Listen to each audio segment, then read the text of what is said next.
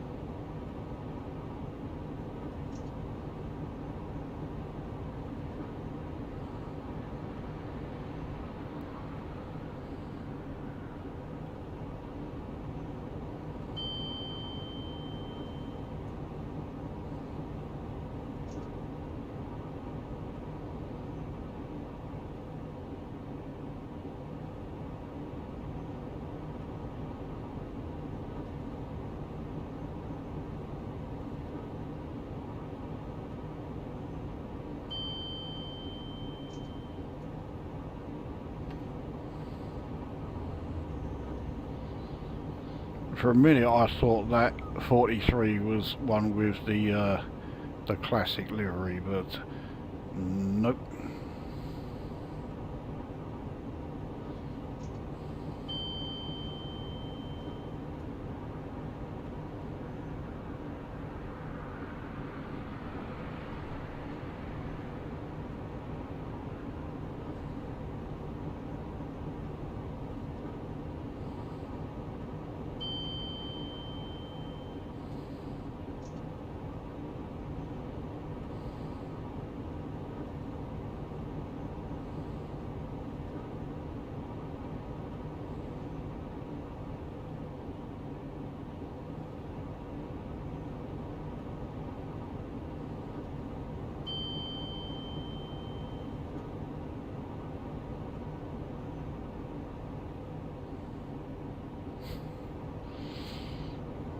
Well, at least that one had a lot of coaches, actually. That was an actual decent sized train, but you know, that was 8 89s we've had past us now.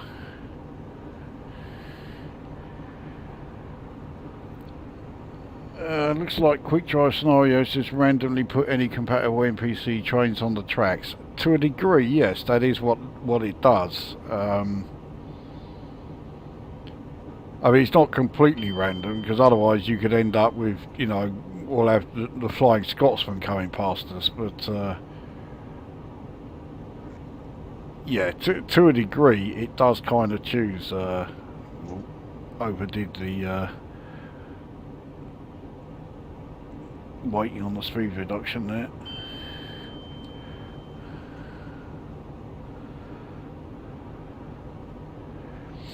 It's a shame there are no routes connecting Edinburgh to Aberdeen. Could have done the Aberdeen to Penzance then, although that would most certainly require at least 2 streams. The really annoying thing about that is there used to be one. I don't know when it got withdrawn, and I certainly don't know why, but yeah, there used to be the Scottish East Coast mainline route, which went from Edinburgh up through Dundee, and I think, yeah, it terminated at Aberdeen. And I only actually found out about that a few months ago, and when I saw it, the first thing I did was start looking around to see if I could find that route DLC, but there's nothing at Dovetail Games, there's nothing at Just Trains, so it has been completely withdrawn. I have no idea why it has.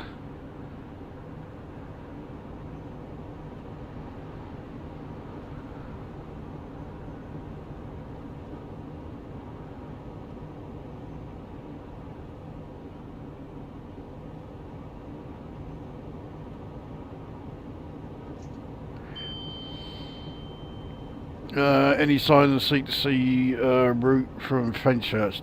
No. I don't think. Well, Dovetail Games themselves are definitely not going to be releasing anything new as far as routes for Train Simulator Classic. They're now only interested in Train Sim World stuff. So, if there are going to be any new routes, it's going to be like third-party, third-party companies doing them. I mean, Dovetail Games might actually release some of them, but it won't be them actually working on it, which may not necessarily be a bad thing. But yeah, the C2C one. I mean, it's a route that's tailor-made for the game.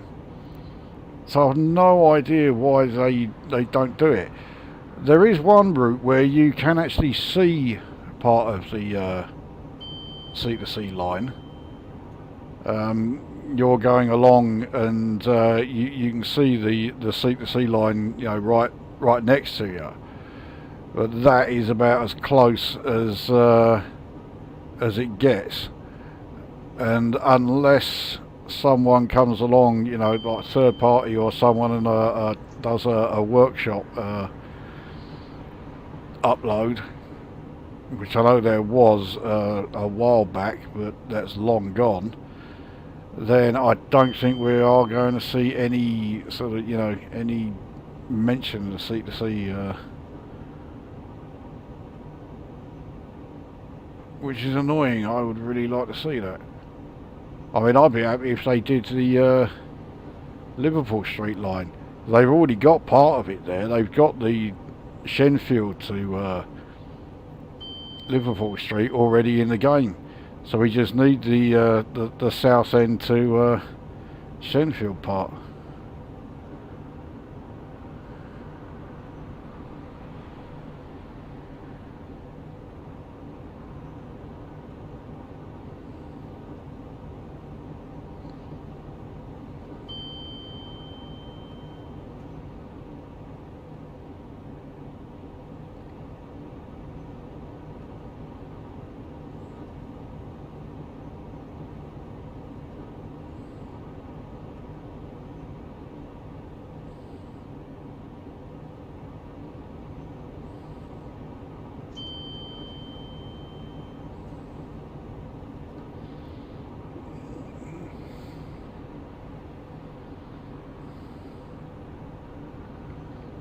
So York is now less than 12 miles away.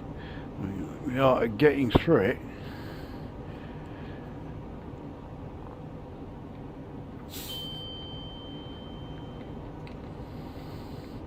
But yeah, there's been precious little actually along this route, you know, very, very few stations.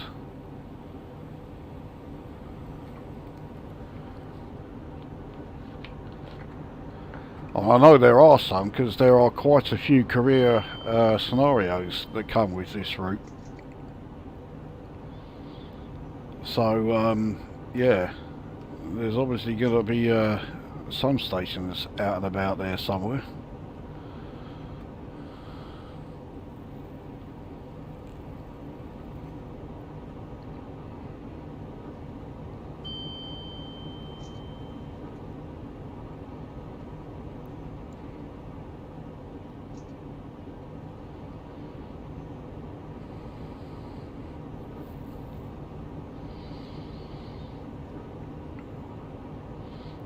Where's the sun?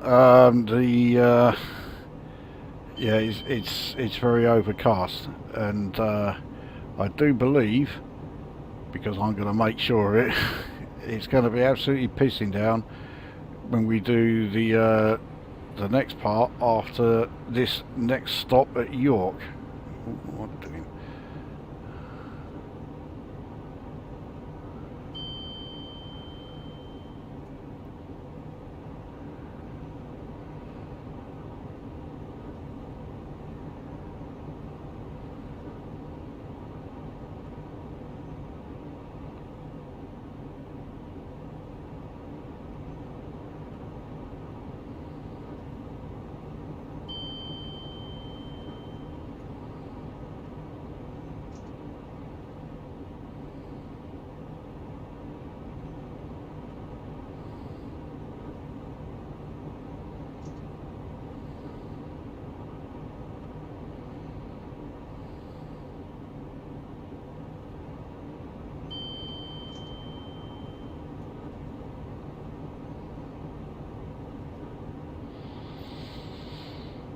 We are heading towards Scotland. Yeah, that is very true. I mean, the chances of seeing the sun as we approach Scotland, yeah, it's. I mean, you've got to admire the optimism, if nothing else.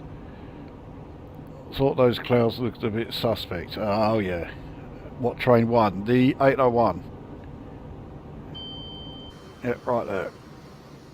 I mean, I was surprised. You couldn't tell from the cab view because yeah, there are no other trains in the game that offer a cab view like this.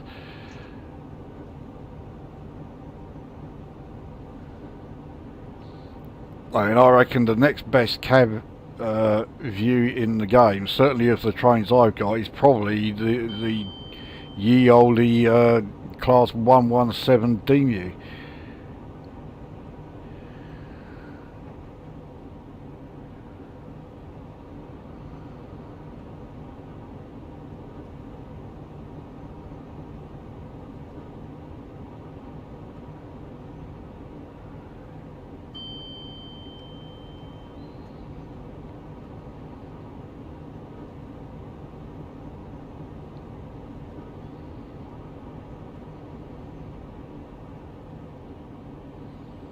So less than 4 miles now to York.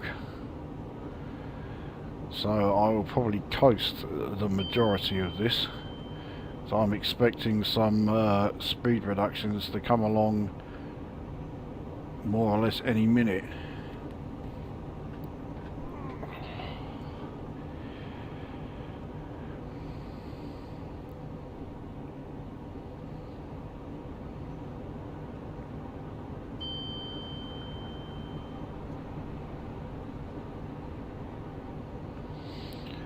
Okay, I wasn't expecting. Oh, Jesus, they're all jammed up together. So 100 very quickly followed by a 90, very quickly followed by a 60. So we'll treat it as 60. Here we go. We are being diverted. That would explain why they're all so close together.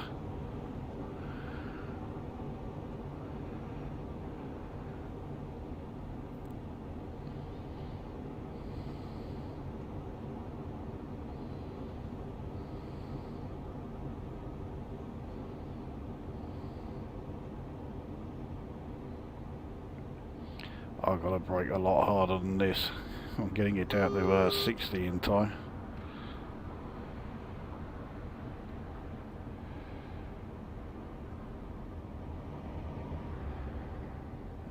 Another good old 56. Alright, so we've got us down to 50 anyway, 60. Now we've got to get us down to 40 and 30. That is not going to be quite so tough.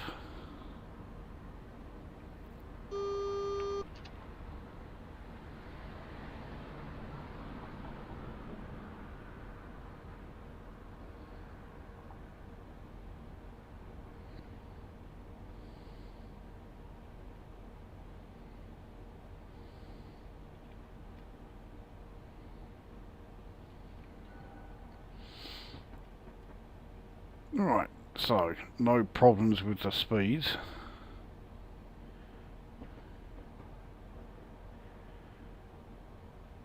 So let's hope that it doesn't decide to slam on the emergency brakes again this time.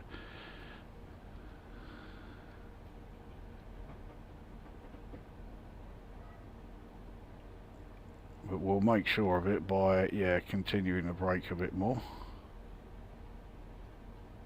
We're passing over those magnets and they've not activated this time, so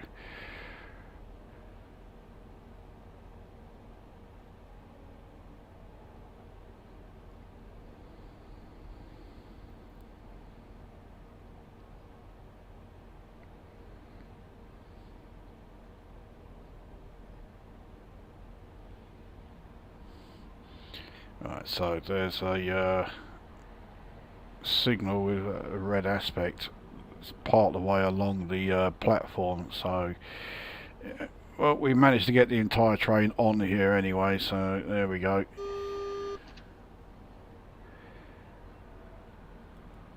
So, yep, here we are then at York. So in terms of the route DLCs we're using, we've reached the halfway point. In fact, yeah, I'd say, yeah, in terms of distance, we're probably about halfway as well.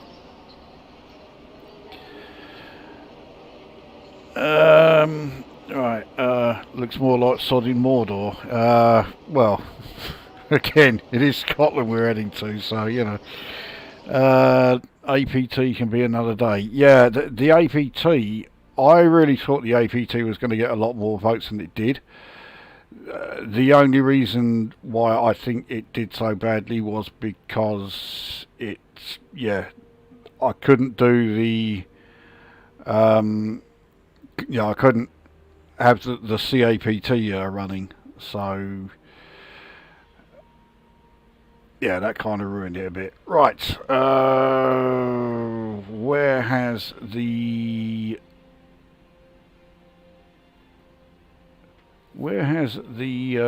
York to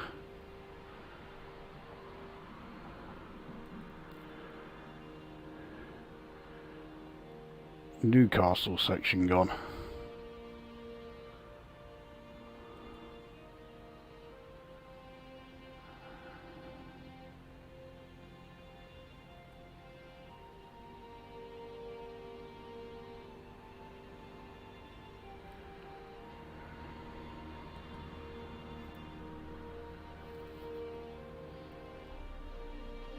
Don't tell me this section is not electrified.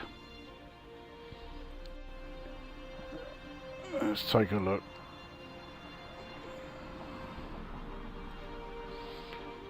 Right, so now we get the choice of everything. So here we have East Coast Main Line. So we are at York and we are heading to Newcastle. So now let's see what happens if I try and use a electric.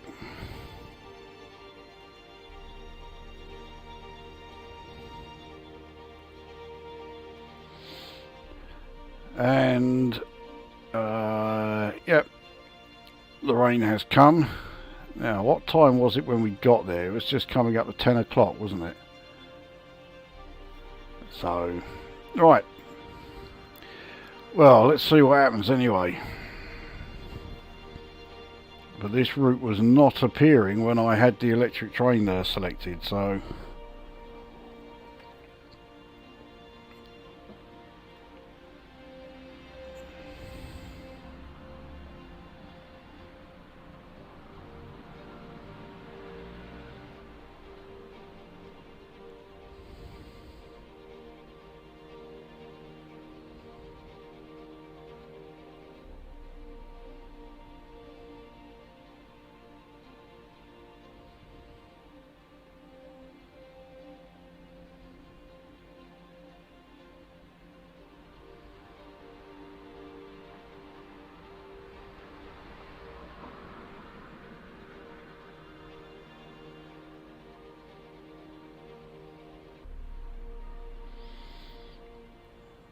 Can I ask, what does Lukozer mean? Apparently, in it's either Czech or in Croatian, it means bow eater. There you go. Right. So, I cannot use an electric train on this section. I'm quite staggered by that. Actually, I felt certain that the this section was electrified, but no, it isn't. So that means the runner-up in the vote, the Class 221, gets to do one section of this.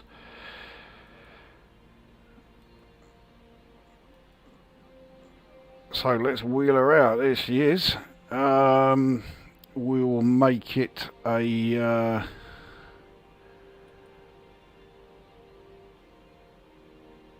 yeah, let's make it a 10 car, shall we? Yeah, right, 10 car class 221 it is. Oh well. It's a good job that they did sort of like finish equal first then. Right, I have got to take a couple of my painkillers. You may have noticed I am sporting a bit of a sort of battered look because, yeah,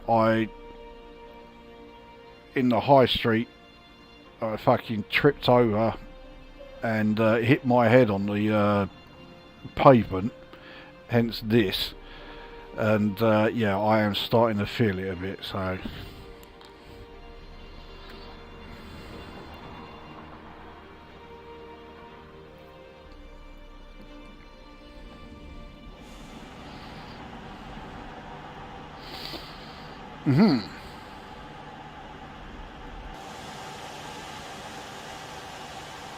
So, here we are then, on, yep, there's no denying it, a completely unelectrified section of the route. I was absolutely convinced the whole of the East Coast main line was electrified. Oh well, let's right, get the lights sorted out. I think that's daylight running. Let's take a look anyway.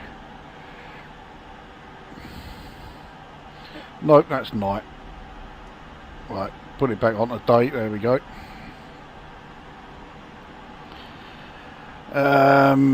Right, anything else that I need?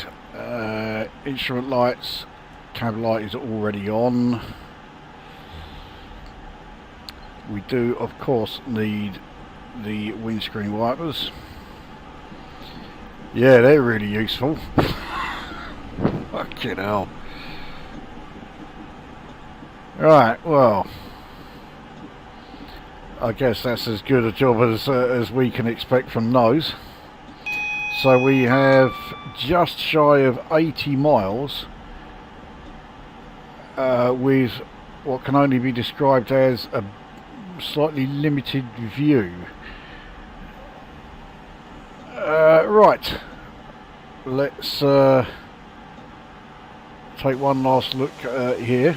I guess actually we should sort of like let people on or off because yeah, we've changed train. Obviously we will change back to the 801 once we are at Newcastle.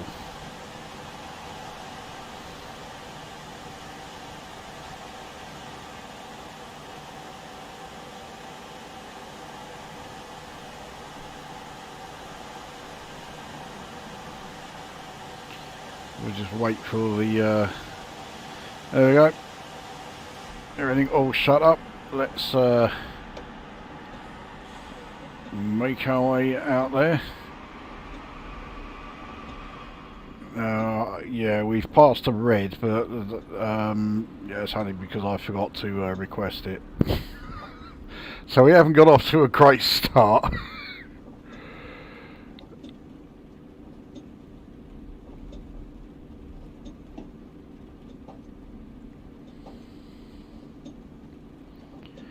So this thing does not have anything like the acceleration rate of the 801, but then few trains do.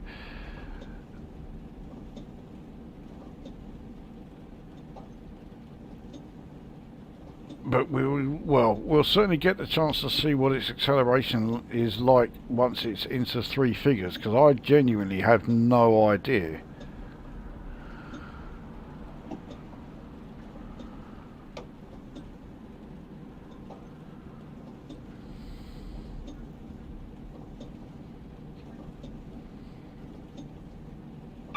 We're now into a 30 mph section as well, which was not signposted and did not appear anywhere on the HUD, but I'm okay with that. At least we can actually start moving a bit.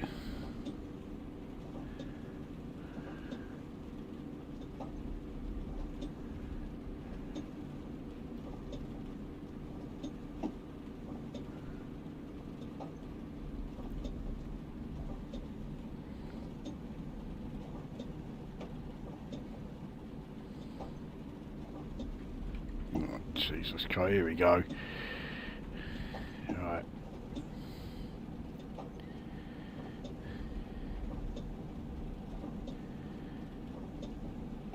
So we've got a bit of distance before we can actually get to that 50 mph section. I keep forgetting actually about this route. Well, I forgot about the fact that it isn't electrified, let alone anything else. But yeah, it's, you've got to move a bit before you finally get to the high speed part here. But we now know that there's less than a mile to go before we're on there, and then we'll see what this thing can do, because yeah, I really don't know. So apart from the career scenarios, which are all North Wales, the most you can do anywhere there is 90. The only other time I've driven this in the game is one of the request videos. I think it was one that Like the World asked for. I took one of these on the Brighton to London,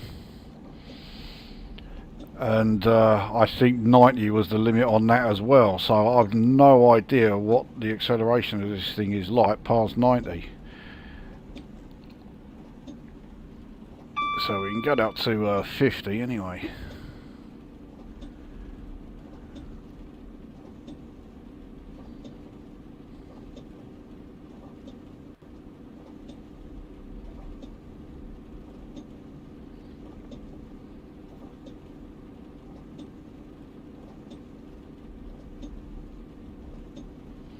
Oh, okay, right.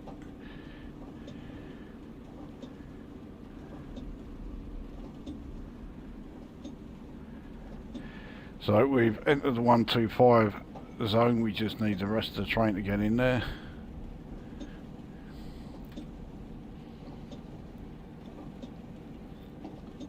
Right, off we go. Let's see what this thing can do.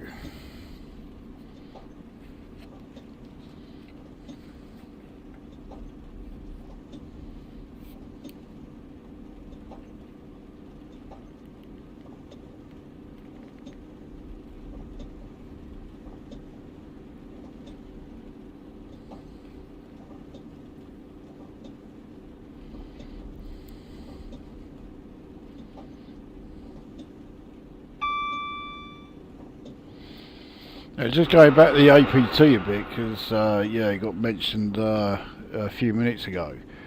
I've found quite a few workshop workshop scenarios for the APT, and I'm pretty sure they all have the CAPT system active, which is certainly handy. But what makes it even better is they are not all limited to just the West Coast main line over Shap. So there must be a way, clearly, of creating scenarios that will allow you to use the APT with the CAPT system active on any route.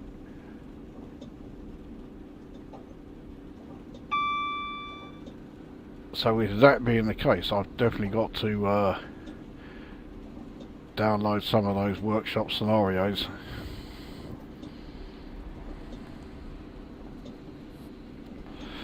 And yeah, see how the APT does on on some other lines.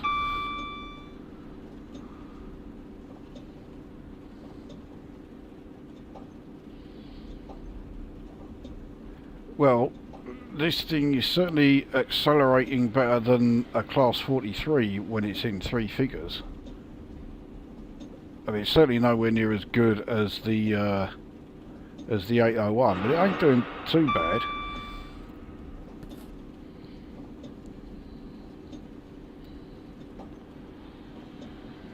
What's this coming up? It was a Deltic. There we go. We get to see the good old 55.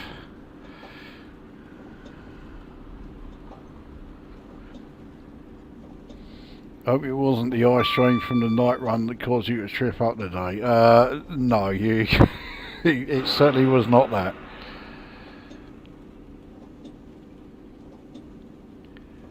That one was probably the trickiest of the request videos that I've done so far. Not because the train was particularly difficult to drive. I could certainly be a lot better at driving the 43, but it's a great one to drive. Yeah, it was just I couldn't see a fucking thing.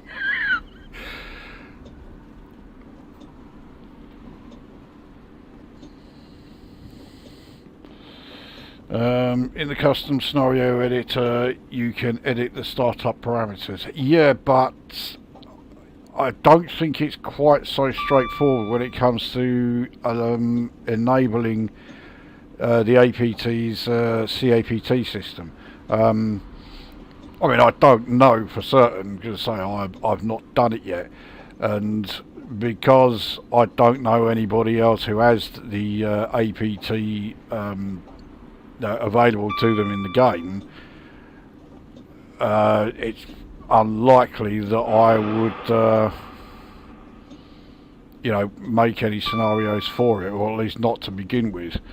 As much as I would like to, the chances are, once I know a few people who have that loco, I would probably end up making more APT drives than anything else.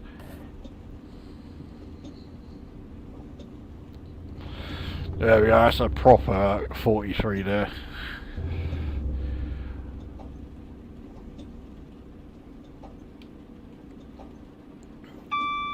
Just a quick look on Google. You can use a scenario editor to place a CAPT start trigger such as junction, start, end or stop trigger to ensure the speed limit set for that route. That makes it sound relatively simple. I mean, if it is as simple as that, then fucking yeah, I'm laughing. I would definitely give it a go.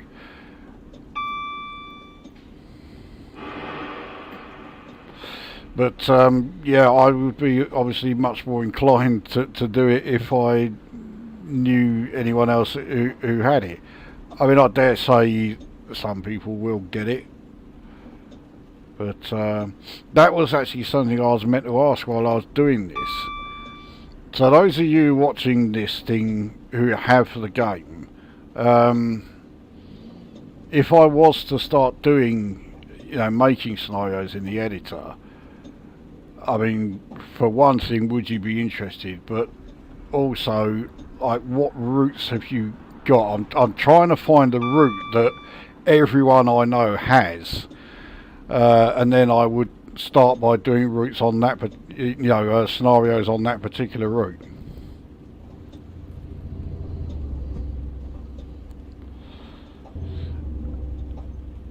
One route that does kind of stand out, I'm pretty sure everyone I know who has Train Simulator Classic, the London to Brighton route, I'm fairly sure everyone has that one. So yeah, let us know if you've got the London to Brighton route.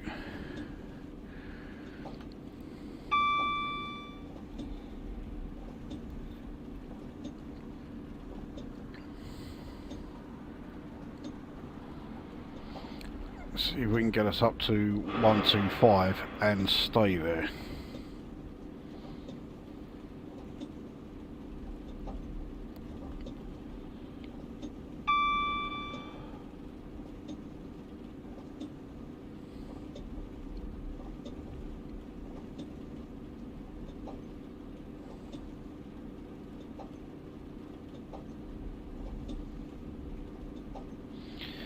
Alright, so we're at 125.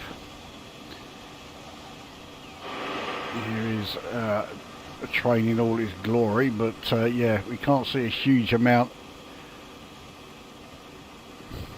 largely because of the weather.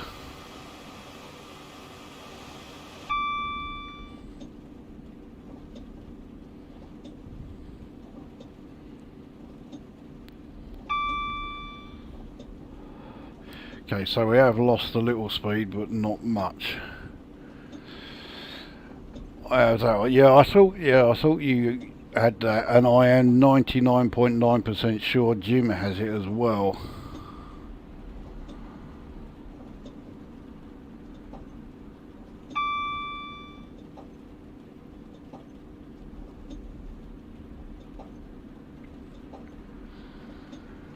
Speed's coming down a bit faster than I thought it would.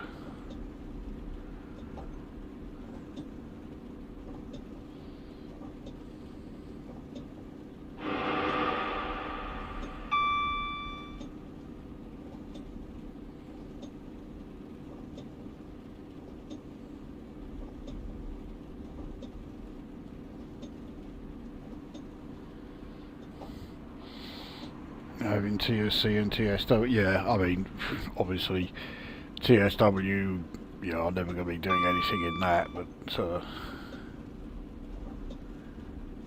Train Simulator Classic, London to Brighton sounds like the line for me to certainly start with the scenarios. I'll play it safe as well. I'll only use the locos that are included in that DLC, because I mean I've no idea what loco DLCs either of you have.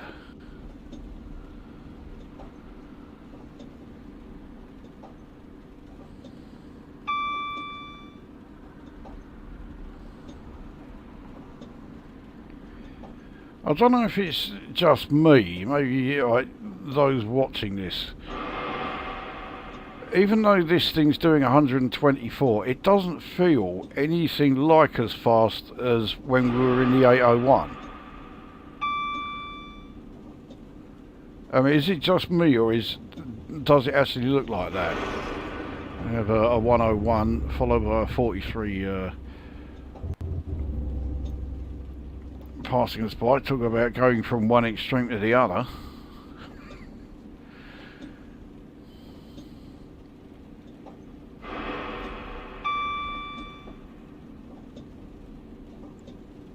And then we have another Deltic. Yes.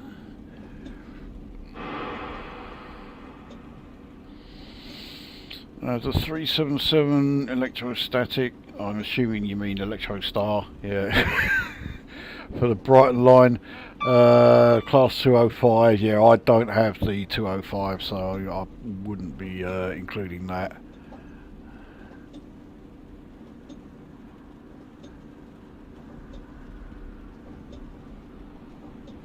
I mean, when the next sale comes along, I was saying earlier about the various routes that I'll be picking up. I will also be picking up a few locos. I don't think I had the 205 on that list of ones that I really want to get straight away. Actually trying to remember what I did have on that list. I know I had the class 14 on there. I am quite keen to get that, even though the class 14 was a fucking useless piece of shit. It's it's yeah, I mean, it's early diesel. I do like early diesels, so yeah, it's one that I'd be keen to get. And that's the only one. I had about 7 picked out, and I can only remember that one. Oh well.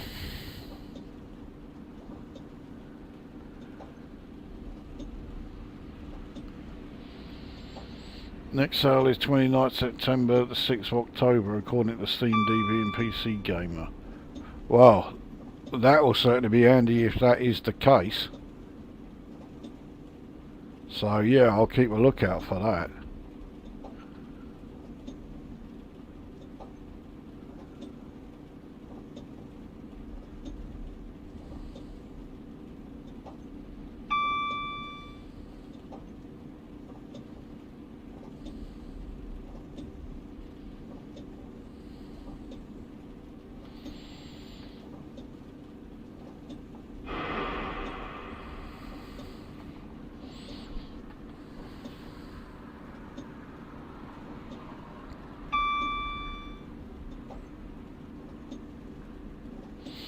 Yeah, right. We got a bit of a speed decrease coming up here, down to 80. Let's see how good the brakes on this thing are. I think they are pretty good. Yeah, we're coming down at a decent rate, and I've only got 30% brakes on. Yeah, the brakes on this are really good. So yeah, I'm braking ridiculously early for this.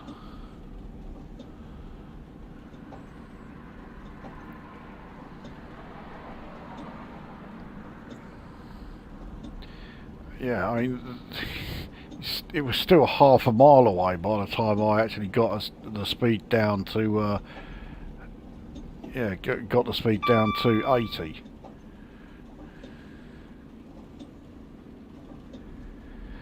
So this speed reduction obviously for Northallerton Station, but I mean, if you're going to reduce the speed for a station, surely you would want to reduce it rather more than to just 80. And it's also quite a way away from it, so... Oh well, we're not stopping here anyway, so...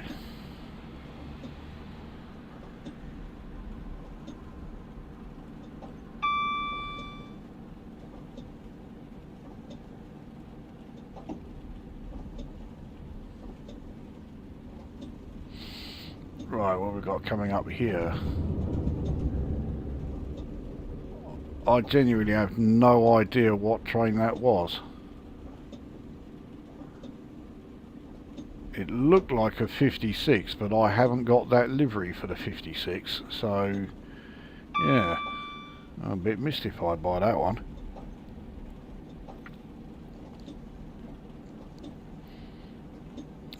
Is the new update anything special or just a rebrand? We've not had it yet, assuming you're talking about the new update for Train Simulator Classic.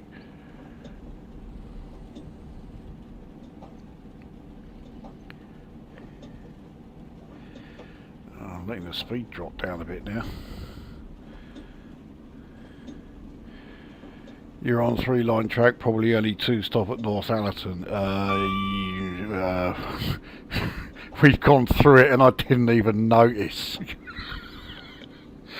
But I mean, it might explain it. I mean, we're back on 3-line now, but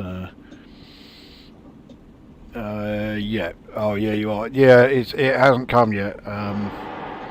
I really have no idea what's going on regarding the update, because it was announced months ago, and since then we haven't had a single word about it. You know, but then they then came along and announced Train Sim World 6, which was an announcement that got the sort of reception that it kind of deserved, really. But yeah, we've not heard anything more about it since then. I do know it is going to be changing, like the routes and the locos that come with the game.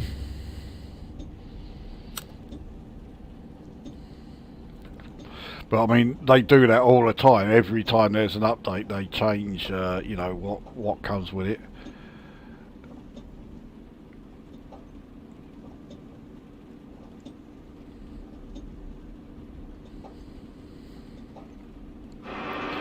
So, like, I mean, when Mick DC, for example, got it, he got the North Wales Coast line included with it, which is a fantastic line. It's a great one to have included with the game when you first buy it. Whereas when I bought it, back when it was Train Simulator Classic 2014, yeah, I got the Faversham High Speed Run, which is not a great line to have included.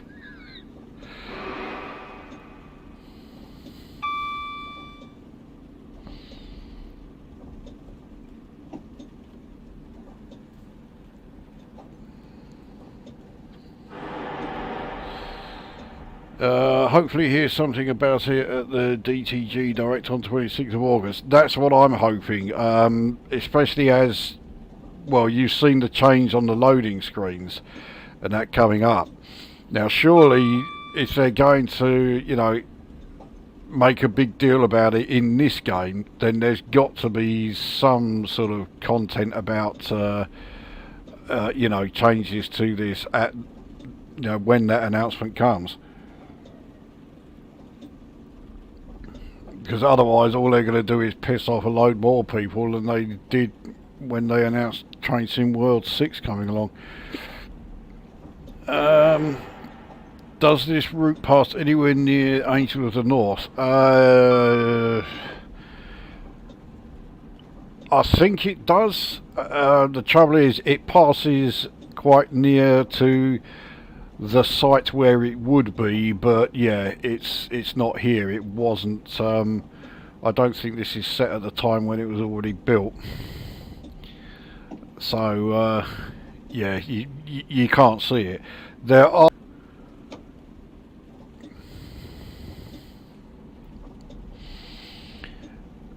I bought a version of this back in the early 2000s when it came with Settle to Carlisle.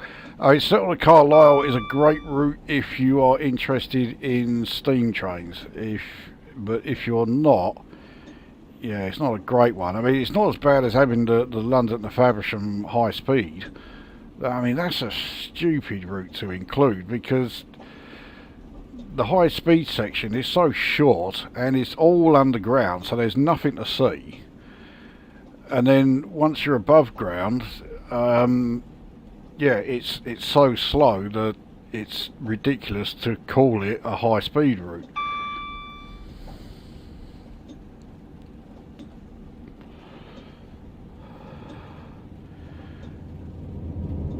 So there it goes. I mean, that train really looks like a 56. It's highly unlikely to be one because it was a passenger train. So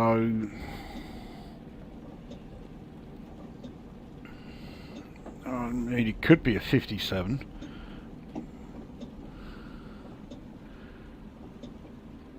Anyway, I've let the speed drop down rather more than I would have liked.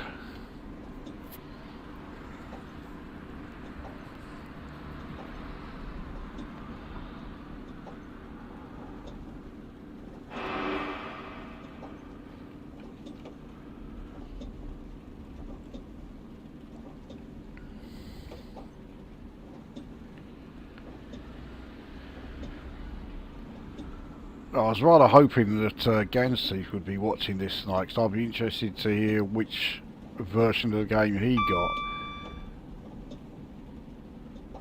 And also if he's got the London to Brighton route. Because if he's got that route as well, then yeah, I will definitely focus on that line to start with. Of course, London to Brighton means I absolutely cannot do any APT scenarios on that line. But, oh well, you can't have everything.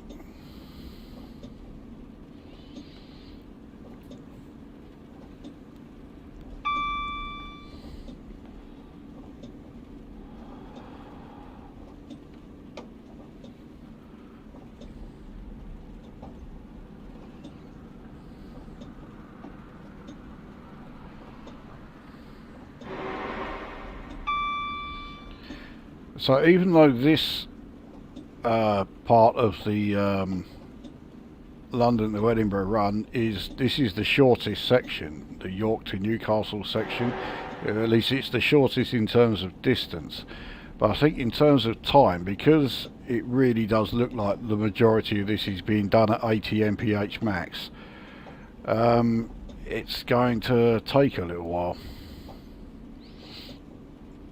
I also forgot to adjust the time that we set off. Oh well.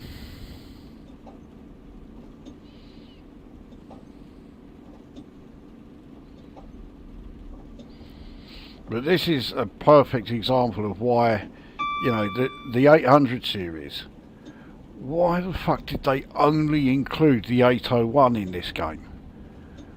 Why not one of the others? Because the 800 the 802, the 803, the 805 and the 807 all have diesel engines as well.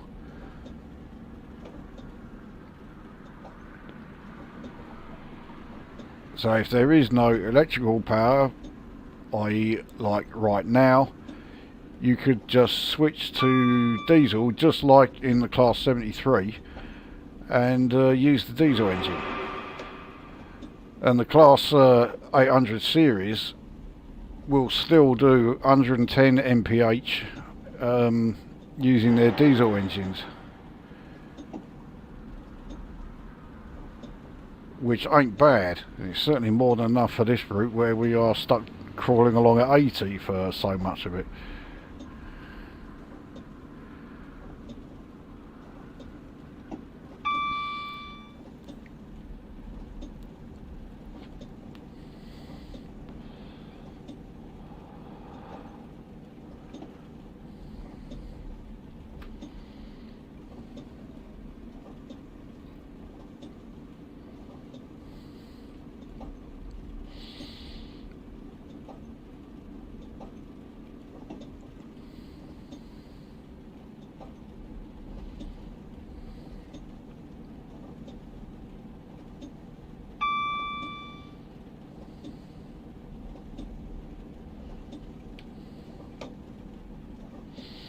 Oh, Jesus Christ, so now we've got a further reduction coming up to 70 in a mile and a half.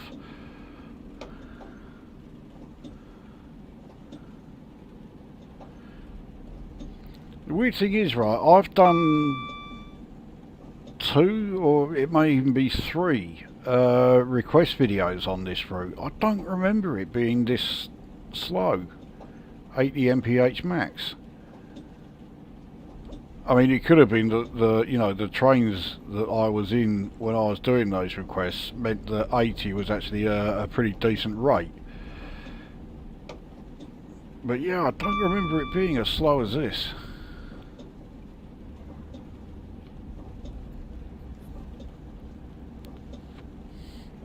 I mean, the last time I did this route was only sort of like a few days ago, career scenario, and yeah, for that one I was in a Class 101 DMU, so yeah, 80 mph was fine. There was no fucking way in hell I was getting anywhere near that speed.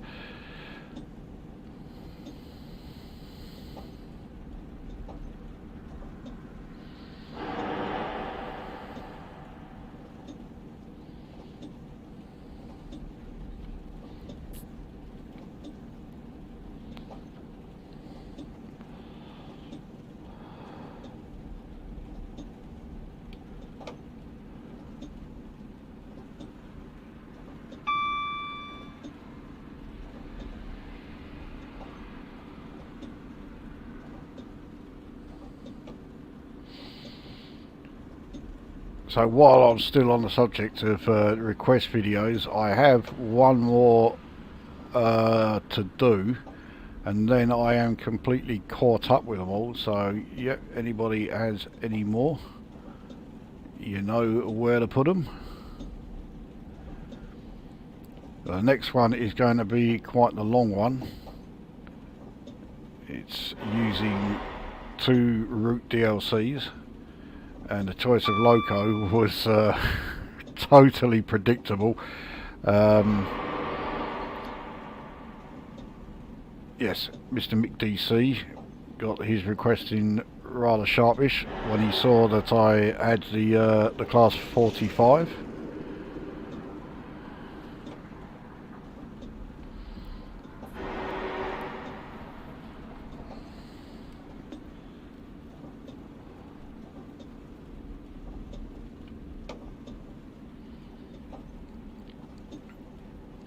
Couldn't resist. Yeah.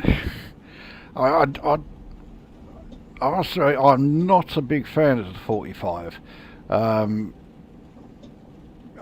don't like how it looks, which seems a bit ridiculous because one of the reasons why I really like the 37 and even more so the 55 is that I really like how they look, and the 45 looks quite similar It's just that like nose section, is, being a big fan of the 45, are totally ludicrous. I'll be the first to admit it.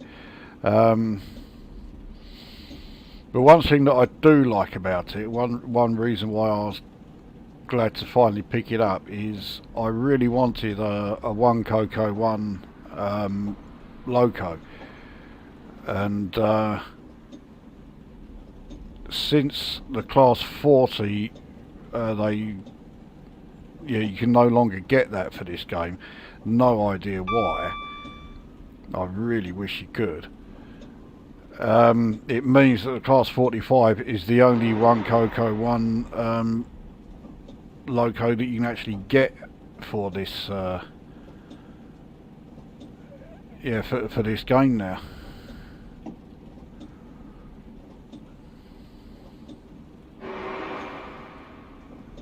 Right, we can now go back up to 80 mph.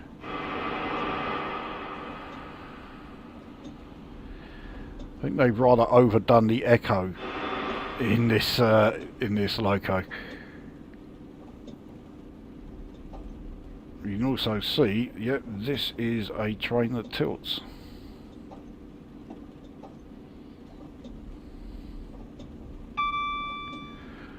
Or rather, it was a train that tilts. I think these days they've disabled it on all of the 221s and the 222s and the 390s, and I have no idea why, because it's a fucking stupid idea. Oh Jesus. Right, so we're now down to 65 in a mile.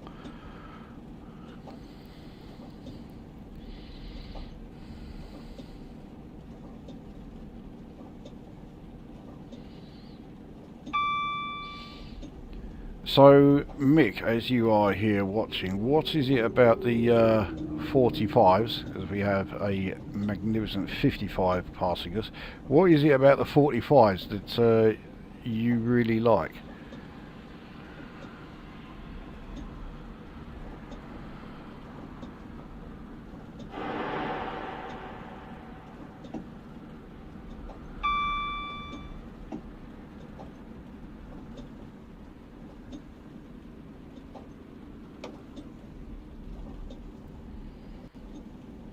Let's see if we can spot why this section is 65 mph.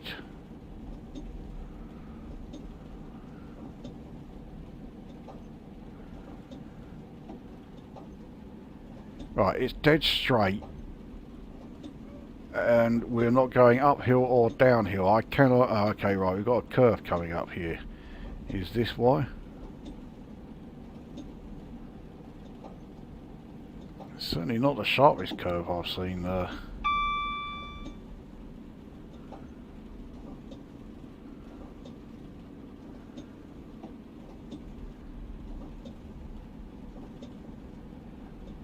Okay, clearly this curve is the reason why the speed reduction here, but it's not particularly sharp, but it is rather long, so maybe it's the length of it more than anything else that is the reason. And just when you think it was over, here comes another part of it, so yeah, okay.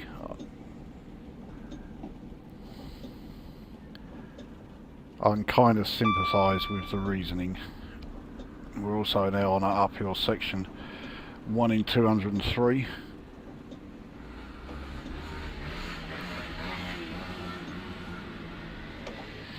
I am rather doing what I said I didn't really want to be doing, which is sort of just talking about, okay, we got a speed up or a speed down section and gradients, but right, we're on to the 85 section now, so let's actually speed up.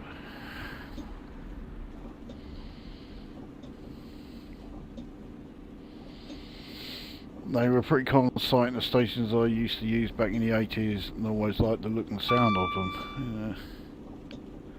Yeah. Oh, it's as good a reason as any, isn't it?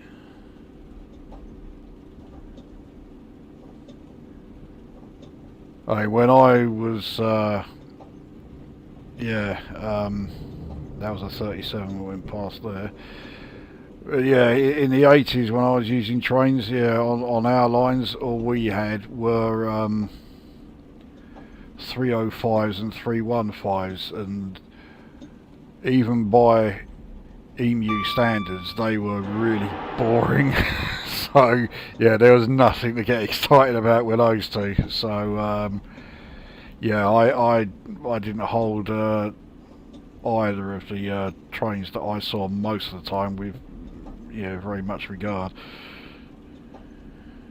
Bit of a disaster. In fact, that whole series, because it was, you had the 44, 45 and 46. Visually they all looked identical. And because they came about at a time when British Rail wanted a standard loco that, you know, you just used regular parts, was easy to maintain, easy to replace, you know, damaged parts and all this. And of course all the regions went off and said, yeah, okay, we'll do that, and then designed locos purely for the, you know, their area and nowhere else. You know, that's how it comes we ended up with things like, you know, the diesel hydraulics, you know, the 42, the 35 and the 52.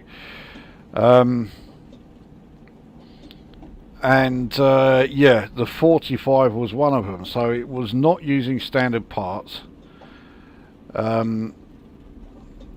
British Rail only wanted Type 1 and or Type 2 locos, and this thing was a fucking Type 4. So it was massively heavy. You know, each loco was something in the region of 136 tons. So as far as like the design brief went, it's yeah, it was about as far removed from what British Rail actually wanted as it could get. But somehow it actually worked out all right.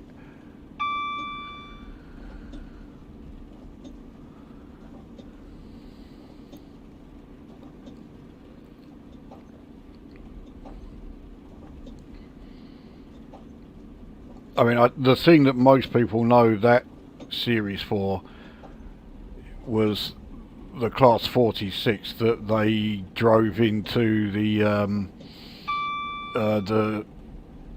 yeah, the nuclear container. You know, the test that they did.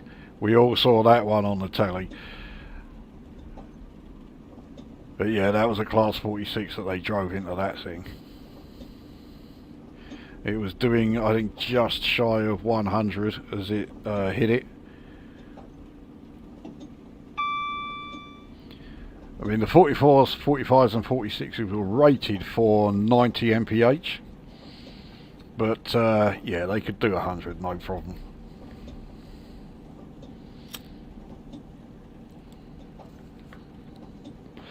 So, another 65 mph section here. So apart from the APT, what's your favourite train that you have driven? I'll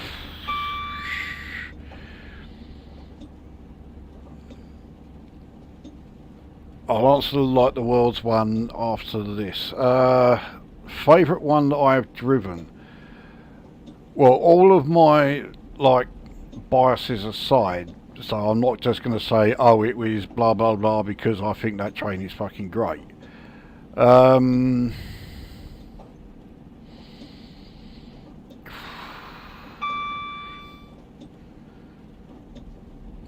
It's difficult because there are plenty of trains that I've driven that I think, oh yeah, this drives really, really well.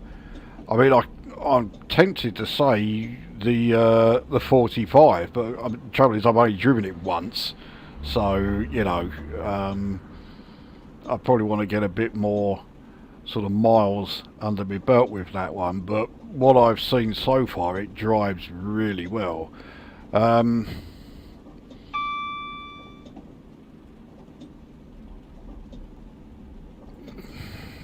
the APT drives fantastically well. It's the controls are, you know, pretty straightforward. Even though it's a pro train, it's got a lot of stuff, you know, that you need to do before you can actually, you know, start getting it moving. The 801, yeah, again, very simple to drive, and the speed and that you can get in that thing is, you know, immense.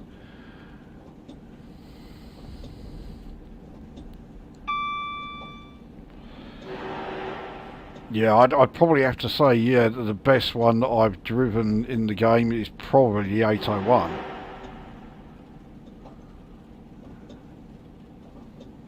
It's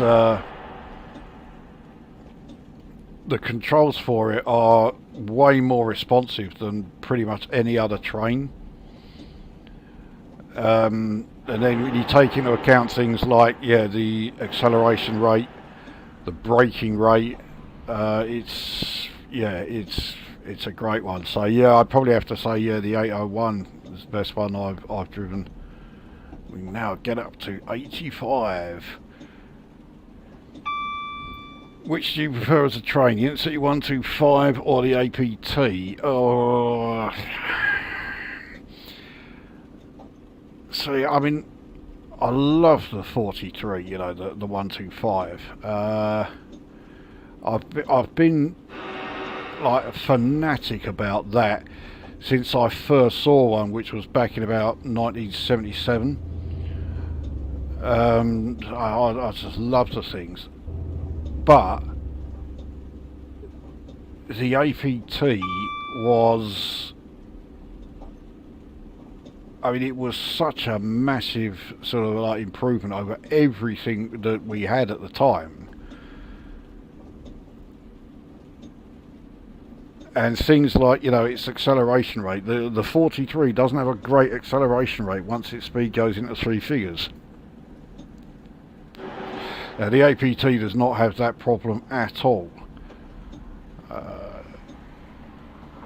And I hate the way that the thing was treated. All the bullshit sort of like, you know, press stories about it making people feel sick as it went round corners. That was absolute fucking toilet. It was the press, it was, yeah, the reporters themselves that felt sick as it went round corners. But there was always one detail that they left out about that, which was that, of course, they were at the launch party of this thing.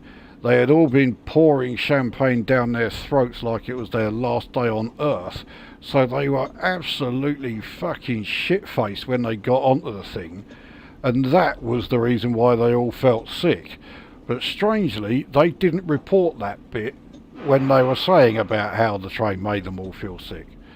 So, yeah, they blamed the train, and yet the train was absolutely fine.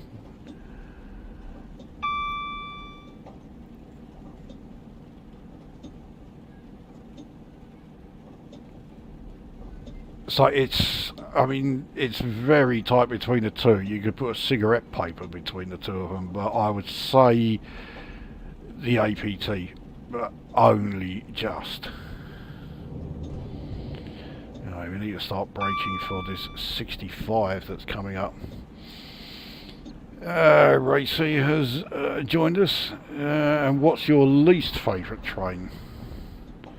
Now, are we talking like in real life or in the game?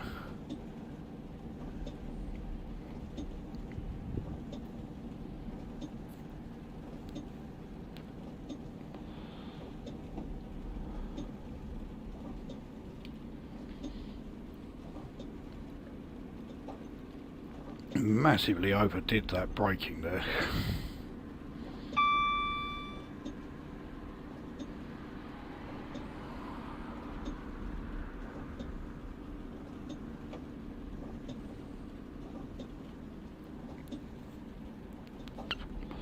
Well, fuck me, we finally got another 125 mph section in a mile and a half.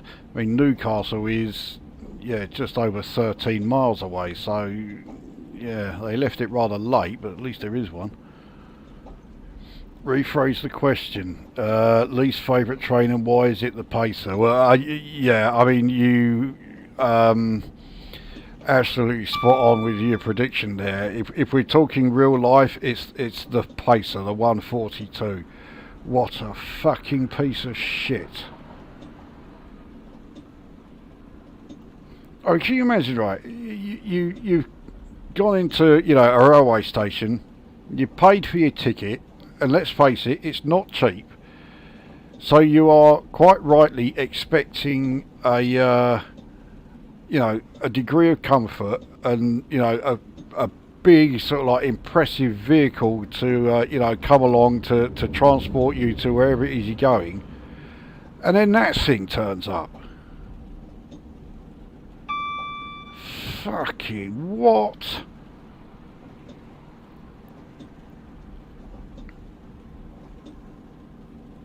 You know, it's like booking, you know, a limousine to take you somewhere, and someone turns up in a Ford Transit. It's that shit.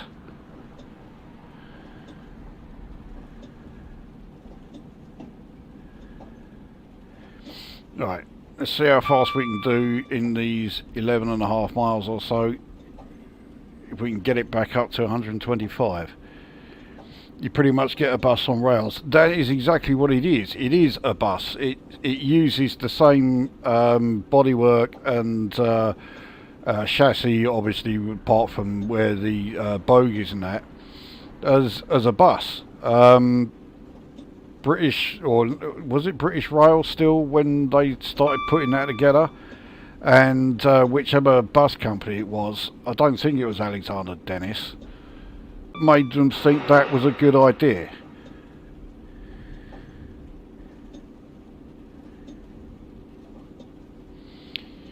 Chester Street Station coming along. We'll be hurtling through there at a fair old rate of knots.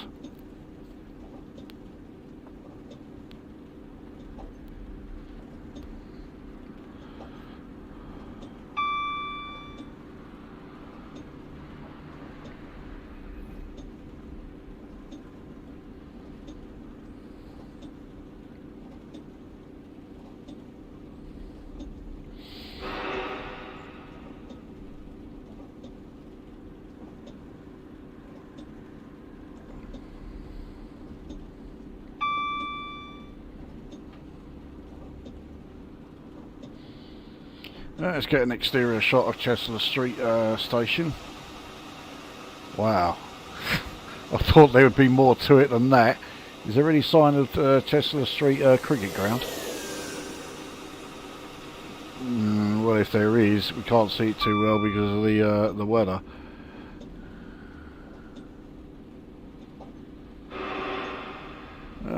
Right, so we've got a break from 123 down to 50. Well, this is certainly going to be a test of this thing's braking.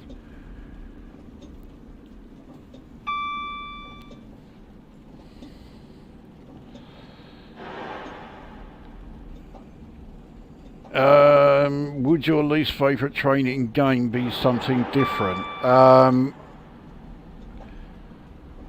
Yeah, it would. I mean, I hate driving the 142 pacer in the game as well. It's fucking awful. But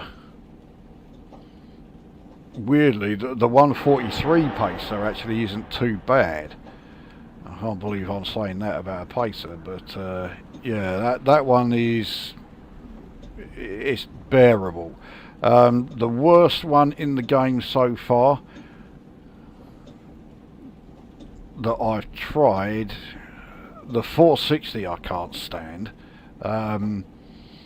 although there's quite a big reason why I really don't like that, and it's because I've only tried it in a quick drive scenario so far and I couldn't get it to move an inch. So yeah, that's quite a big reason why I didn't like that one. Well, apparently once you get it going, it's supposed to be a really good one to drive, so I won't say it's that. It's probably one that has sort of like some sort of bug or glitch in it that spoils it. Well, okay, no, we'll rule them out because they're shit because they've been ruined by, you know, yeah, the game being bollocksed up. So, yeah, worst one. I've got it.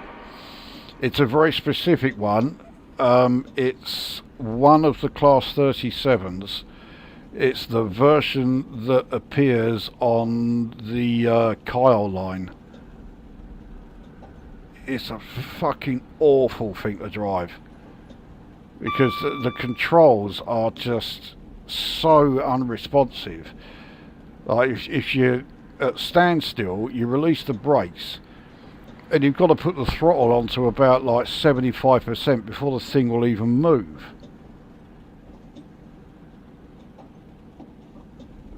So yeah, I know it is one of the later revisions of the Class 37 that they use on that Root DLC. But yeah, the control method for it is so fucking shite. And the braking system on it is as bad as the throttle system. So yeah, that's certainly a contender. Oh, and of course another contender is the Class 68 with its shitty brake system that constantly, as you put in the emergency brakes on. Although I may have found something that solves that issue. I'll be trying that out over the next few days, and if it works, then yeah, that will completely transform the 68 into something that's actually not too bad.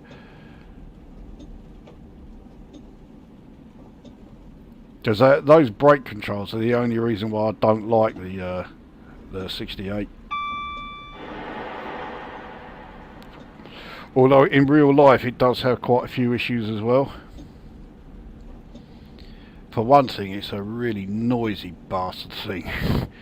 If you're a passenger on a Class 68 train, yeah, you have this infernal racket up you know, ahead of you all the time. So you want to be as far away from the actual loco itself as you possibly can.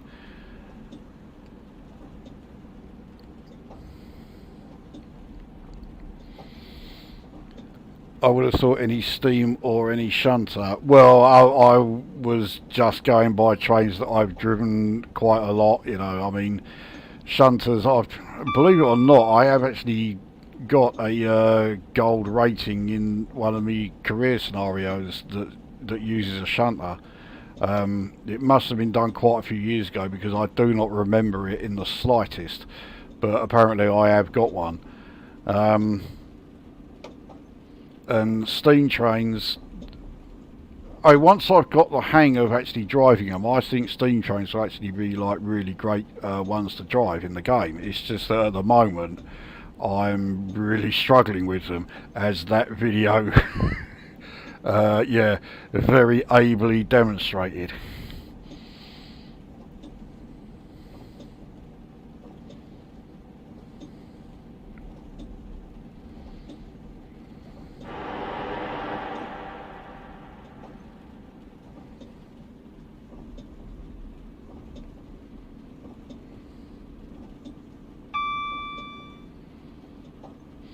Right, I am having to pause it here because if I do not go for a piss now, I am going to absolutely piss myself here.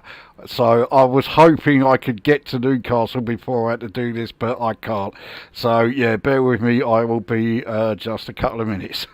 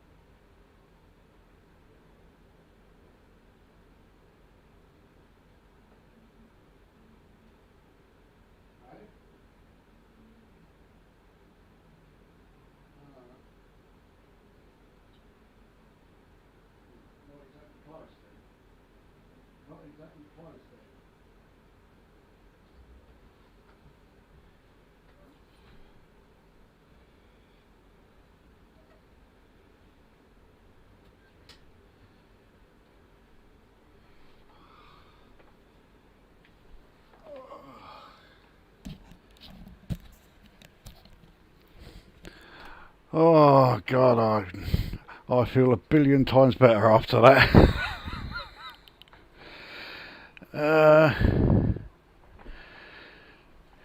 Right, let's get back underway. Right, so we are going to have to start braking for. I mean, I don't need a brake particularly hard, but yeah. Right, what have we got here? You'll be pleased to know the Oasis concerts have been a huge success, with the brothers showing much love to one another. Now, call me a cynic, but I'm guessing there's a bit of sarcasm in that. I think Oasis are one of, if not the most overrated musical band of all time. Even more so than Coldplay.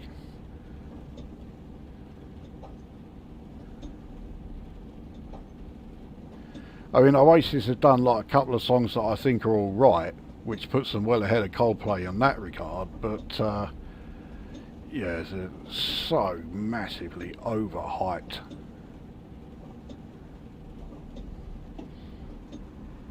The only thing about the tour that in any way sort of caught my attention was when I saw that one of the support bands was Cast. I don't mind Cast. They've actually done quite a few songs that I do like, and they're not a bunch of fucking egotistical shit cunts like Oasis are. Now here's the thing right about Oasis, right? Everyone knows, obviously, you know, fucking Liam Cunt and Noel Cunt. Who are the others? Because there's what, 2 or 3 others? Who are they? No one knows.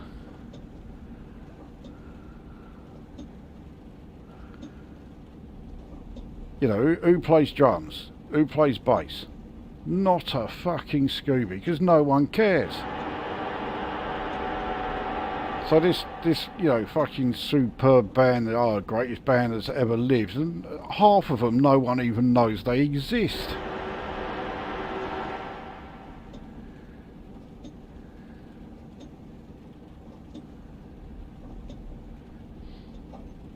Right, so into the 20 mph section.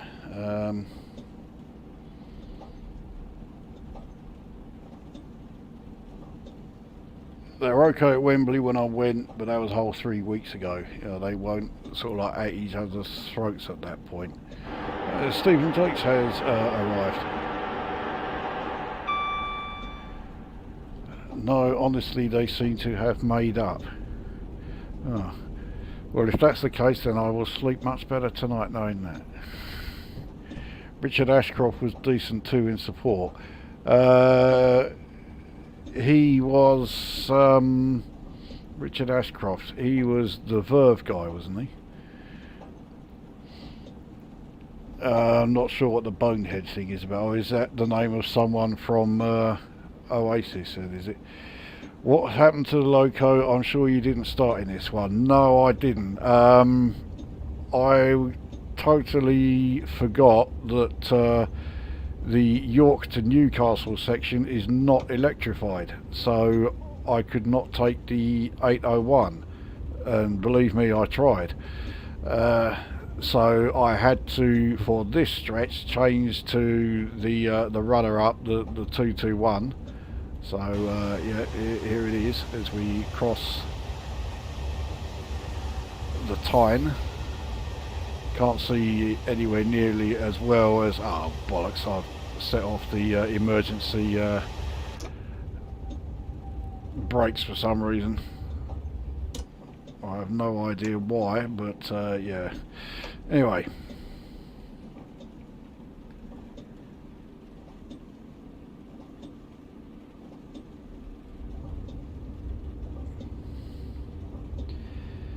So yeah, it's only for this this section. Once we have finished here and we are off to the Newcastle to Edinburgh, we'll be back in the 801.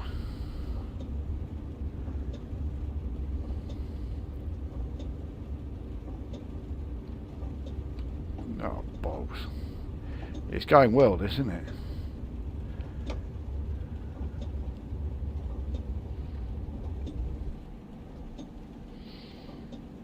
At least we are getting to see some 125s, you know, the 43s as they should be,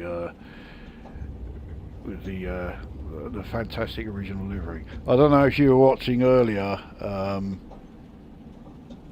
but yeah, when we were on the Peterborough to York section, we passed 8 Class 89s. So try and figure that one out. Bonehead is original guitarist from Oasis. Oh, right, okay.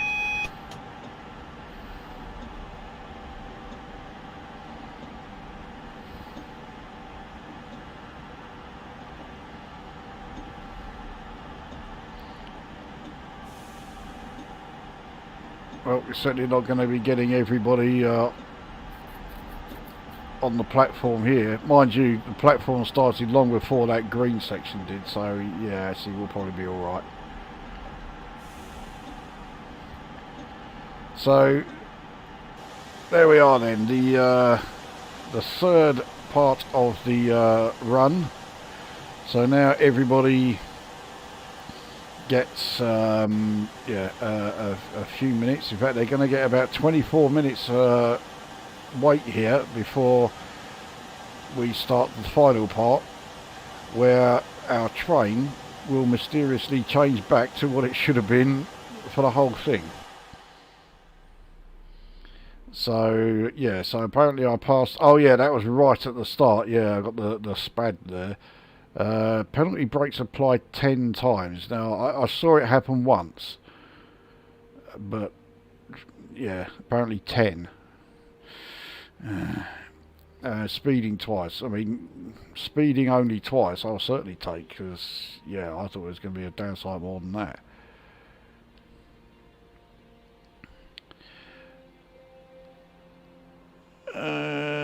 There's no getting away from the fact this loco is saying to the driver, you will look forward. Yeah, talk about not letting you enjoy the view. No, it certainly didn't want me doing that. So okay, well, let's change the train first. Any new games in the pipeline to stream? Loads of free demos on Steam. You could have a demo stream. Not a new game, but a different game is going to be cropping up in my next stream. Why am I going this way? If I go this way, I'll get there a lot quicker.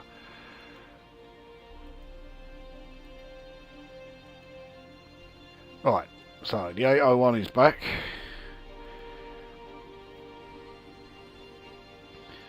Newcastle to Edinburgh.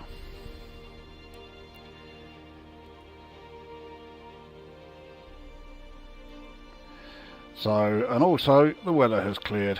In fact, it's now only cloudy, not so yeah, it had just gone 11 when we got here. So right, 11:30. We are all set then for the final stretch of the journey, the longest stretch as well, as we do the Newcastle to Edinburgh section. Yeah, anyway, yeah, so yeah, not a new game, but a different game will be cropping up in my next stream. I'll let you know more about that when this one is, yeah, when we're at the end of this one. Interesting that none of the passengers are using a smartphone. I thought this was a simulator. I mean, some of them are set in, like, you know, the 80s, or even earlier in some cases, so yeah, I used that excuse. So when I went London to Edinburgh, the train changed direction after Newcastle, so I spent the rest of the trip facing backwards. Yeah, I think They have to. And I also think if you're going to be doing a trip from London to, well, anywhere in the southwest, and you're going there via Bristol, the same thing happens there as well. Imagine seeing your train pulling at the station with Lukozer at the helm. I mean, if some idiots were holding the door open, what might he say? I mean, if anybody was, you know, waiting to get a train and one pulled in with me driving it, I mean, you'd have to question their sanity if they actually got on the thing.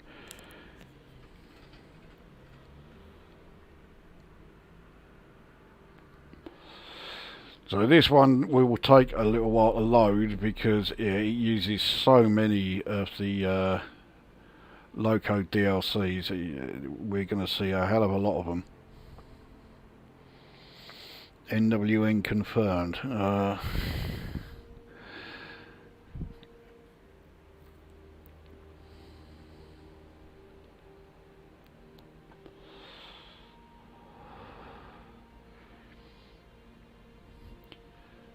I'm not saying no, it is not Neverwinter Nights, but I'm not saying it is either. I tried. Yeah, you certainly tried. I'll give you that. Right, so scenario is very memory intensive. Mind you, I do like the fact that, yeah, it seems to have taken into account the fact that it was raining when we got here. We've got rain on the windscreen. Not for long, but there we go. Right, so let's set up the train yet again. So markers, reading light and desk illumination. There we are. And that is everything. So let's have another look at the exterior. Here we go, the 801 back in its absolutely fantastic livery of bugger all nothing.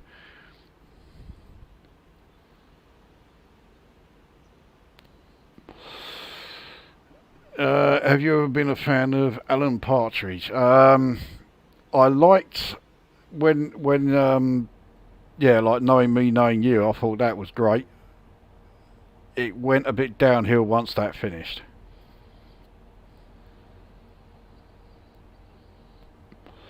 I mean, I'm Alan Partridge had its moments, but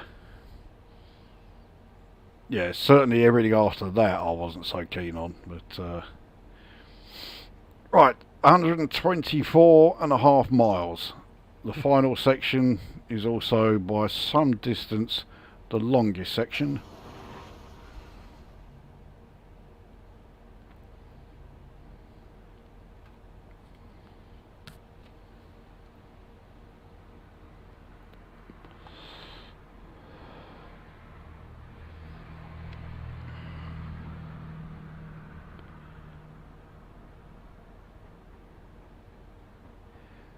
Now we will certainly have ample opportunity on this part of the route to be going full speed.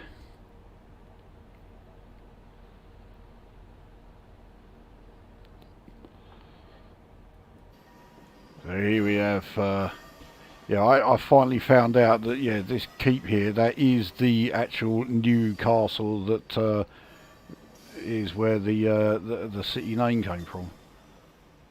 I mean, I'd always assumed that was the case, but I didn't know for certain.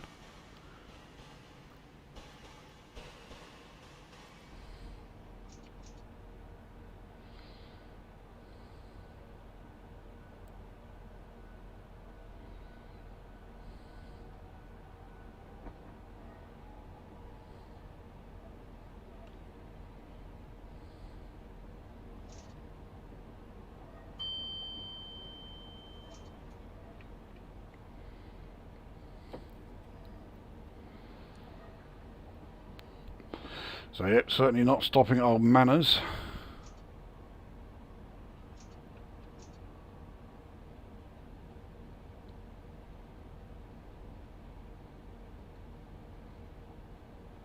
Okay, now we'll get some half decent speed up anyway, up to 85.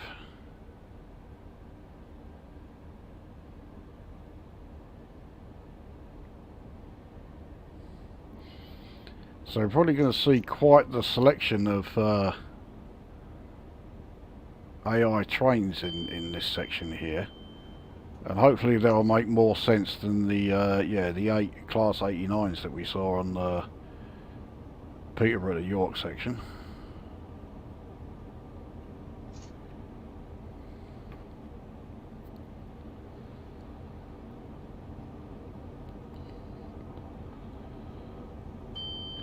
So our ETA is saying that it's going to take us somewhere around, actually over an hour and a half, which is fine.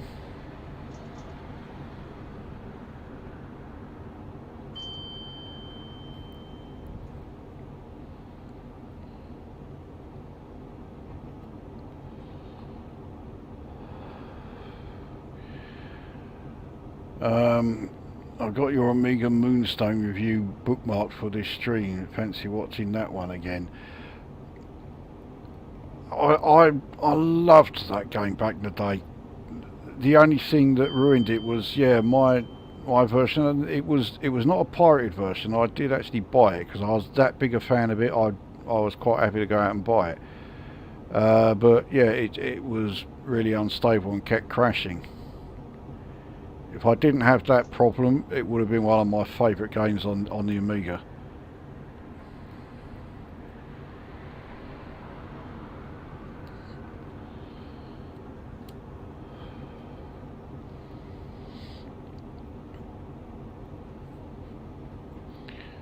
One of the best things about knowing me, knowing you, was Patrick Marver's characters.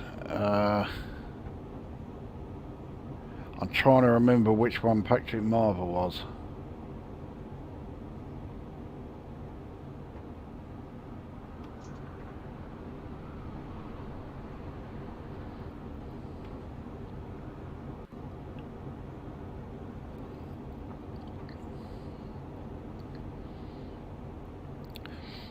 Full speed, Morpeth curve, hold my beer. Well, yeah, I might draw the line at going round the Morpeth curve at full tilt.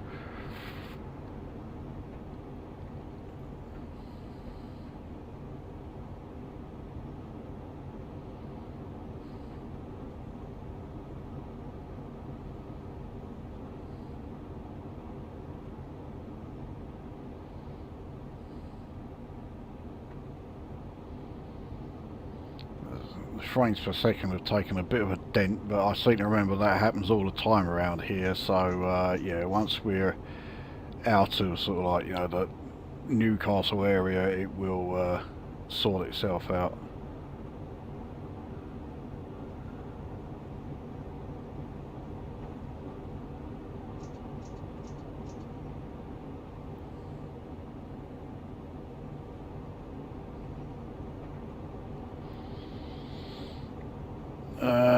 That was Manners multi-story car park on the left.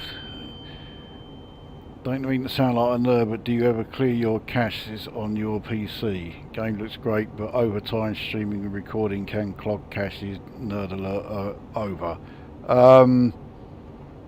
No, but whenever I do any recordings, once those videos are uploaded to YouTube, I delete the entire videos from my computer, so they don't clutter up the hard drive space. But I somehow doubt that is what you're actually asking.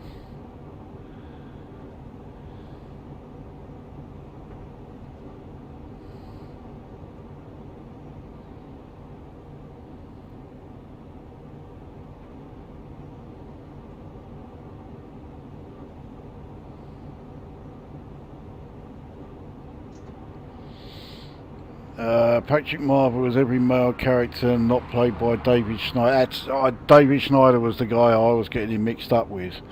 The bigger bloke played the Michael Winner character who was shot at the end of the series. Yeah, Forbes Hamilton, wasn't it? Yeah. Have you seen on YouTube? They've got that clip of the Forbes Hamilton shooting. Read the comments. There are comments from shock horror Americans who thought it was genuine. They are that fucking stupid. I mean, the fact that the audience are still laughing throughout it didn't give them even a vaguest clue. They were saying that the audience were absolute scum because they were laughing at it as it was happening. It's like, you know, Jesus Christ, it's no wonder these people voted for Donald Trump. They really are that fucking thick.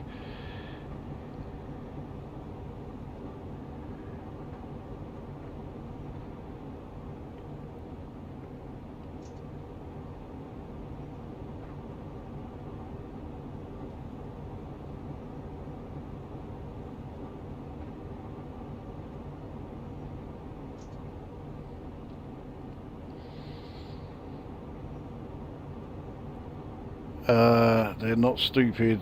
It probably happens for real on their live TV shows. Yeah, it probably does.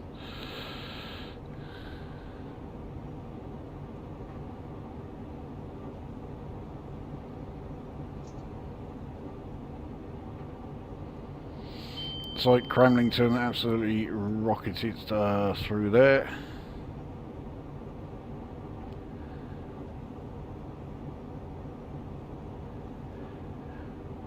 Actually, as Stephen Jakes is here, I can also reveal that now that I've got that Peterborough to York section, it was the last DLC I needed for me to be able to install a freeware route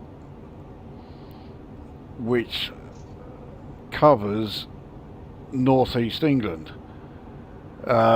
It's like quite an extension to the Newcastle area and the Wearside and Teesside area, so you could it features, like, you know, stations and that at Sunderland, at Middlesbrough. I don't think it goes quite as far as Redcar, but yeah, it does extend that area. So I'll give it a couple of tests, because with it being freeware, I don't know how well it works. But yeah, I'll give it a couple of tests. I'll probably do a video showing what it's like, and then yeah, if it's any good, I will add it to the list of available routes. But it's one of those very rare freeware route DLCs. It does not require any Armstrong Powerhouse like DLCs to be installed. It does need quite a few DLCs though. It does need 6 of them, but they are all you know, Dovetail game ones. They're all ones that you can get from Steam. So you could you know, pick up the specific DLCs that these at the next Steam sale, save yourself a pretty hefty amount.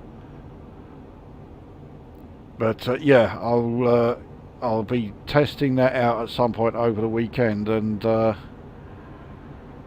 we'll, yeah, if not a video, then I'll certainly put an update in the posts about it. Hopefully it'll work pretty well.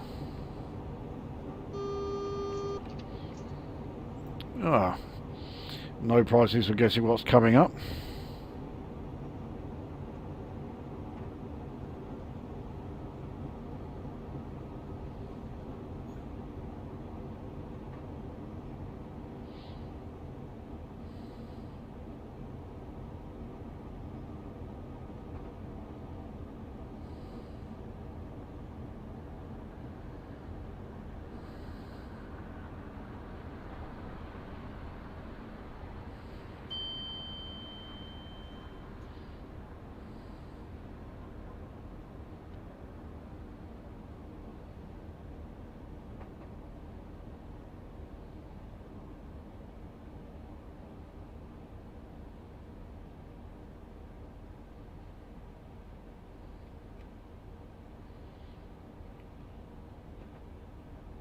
Came off the brakes just too early. Yeah, there we go.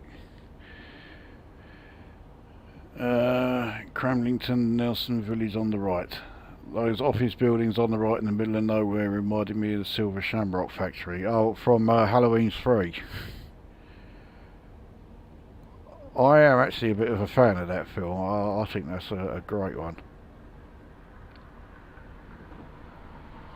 Loads of people dismiss it, and when you ask them why, they say, well, it's a Halloween film that doesn't have Michael Myers in it, and that makes it shit. I'm like, you do realise how many films, how many Halloween films have Michael Myers in, and they really do redefine shit.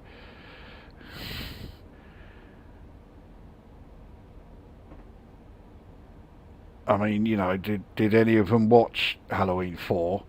Or worse, Halloween 5?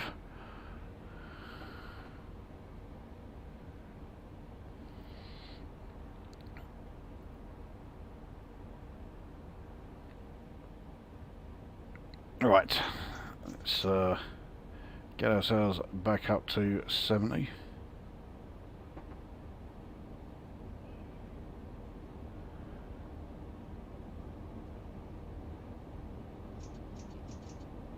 I'll put it to a vote now.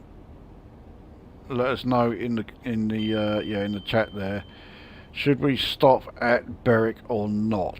I know that the vast majority of trains that do this route do stop at Berwick. I wasn't going to, but yeah, you lot get the chance to decide for me. Do we stop at Berwick or no?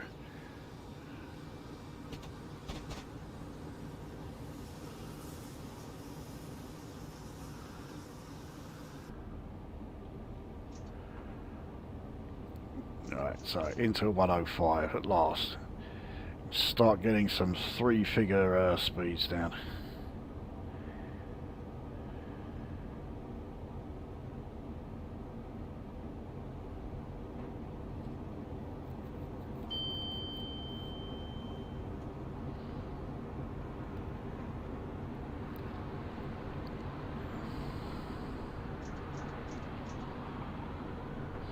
We haven't got long before we can then up it again to 110.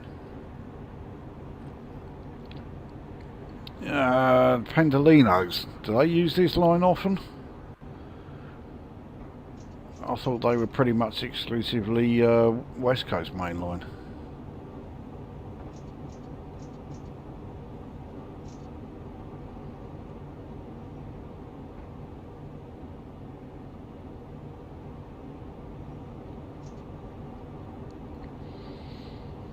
Are you sure the train has no tilt lean? The 801, yeah. Yeah, this whole buffeting thing is just yeah, it's not particularly steady. Leaned a hell of a lot through Morphos. They all do. If you look, I don't know if it's the case in real life. Maybe Stephen can let us know. But it looks like the curve is slightly banked. Now, say that could just be a game rendering thing, but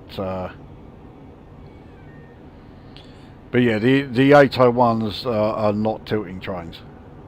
None of the 800 series are.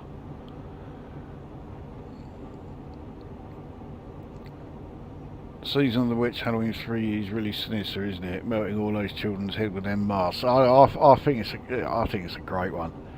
The way I see it, it's a load of American kids they're killing, so, it's not all bad.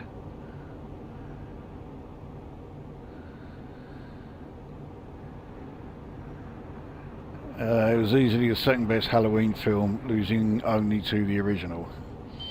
Well, the thing is, it also sort of goes very much in line with the original idea of the Halloween films, wasn't it? Because it was not supposed to be like a series going, all featuring Michael Myers. They were all supposed to be like a series of completely different films, just with the Halloween theme.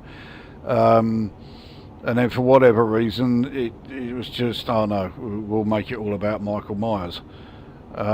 Which I think was not a great move, as I say. I mean, Michael Myers may be, you know, something of a sort of like, you know, horror film icon, but the number of films that, you know, were just absolute shite. I mean, the trouble is, like, you know, all of those, you know, the horror icons have had such unbelievably shit films made, you know, purely just so that you get to see them on screen again, you know. So Freddy Krueger, Jason Voorhees, Michael Myers. The one that really got it the worst was Pinhead from Hellraiser. I mean, the amount of shit Hellraiser films is staggering.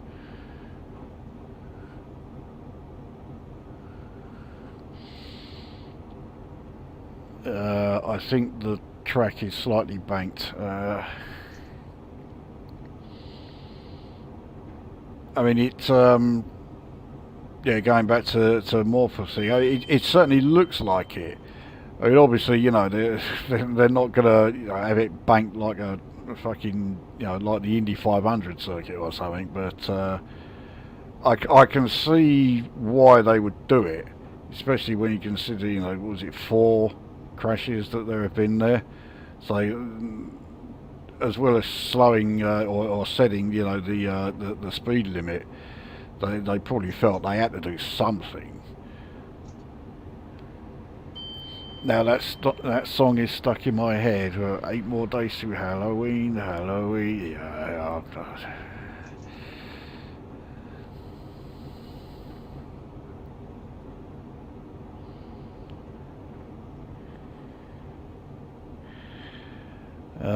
It's not banked on the curve. Must be a TSC thing. Okay.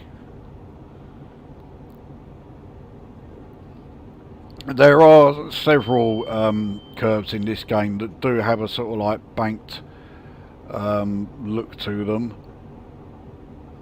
So it's probably something to do with like actually being able to render it on screen and get like the movement done right. Maybe they can't do it without having, like, you know, a degree of banking.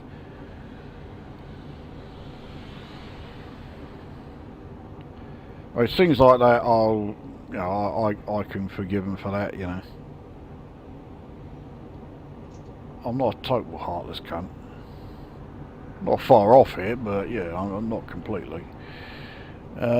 Yes to Beric, why not? I was wondering if it was banked in real life. I'm sure there are other lines in game which have bank curves which aren't banked in real. Yeah, so it's just I was saying, yeah, there are several of them. Kind of glad that it's not just me that's noticed it, actually.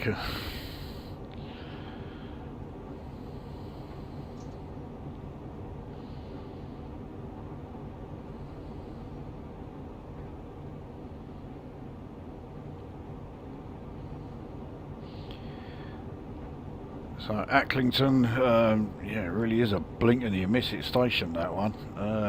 We have a speed reduction coming up, fairly short, and then we can go back up to 110. If memory serves, it's not that long before we can actually go up to 125.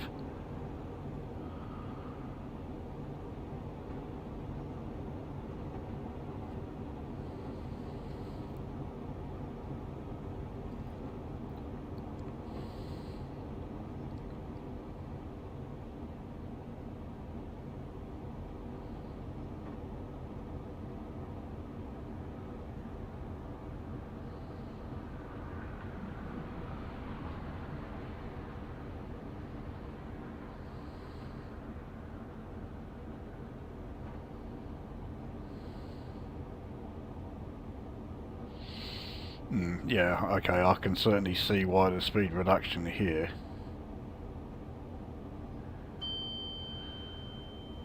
But see, that curve there, we just gone round, that seemed to be slightly banked as well.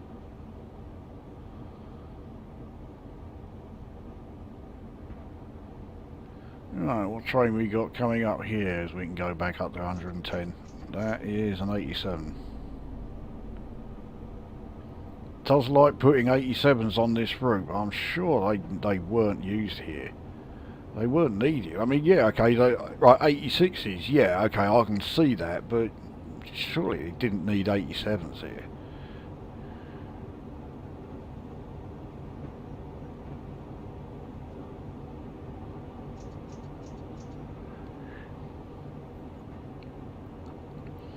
The building in Cramlington, the big white one with a blue stripe.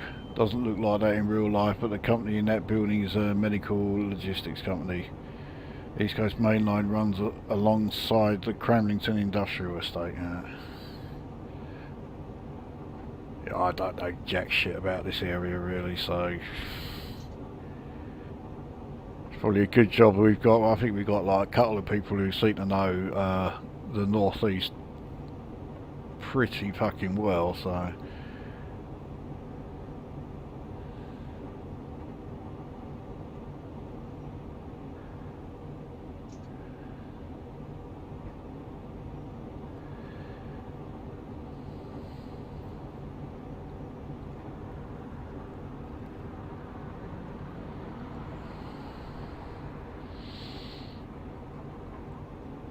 I can definitely confirm there is no banking on the Morpeth curve. There you go. So yeah, it's got to be a game rendering thing then, some sort of way of helping them, yeah, get the thing actually going around it.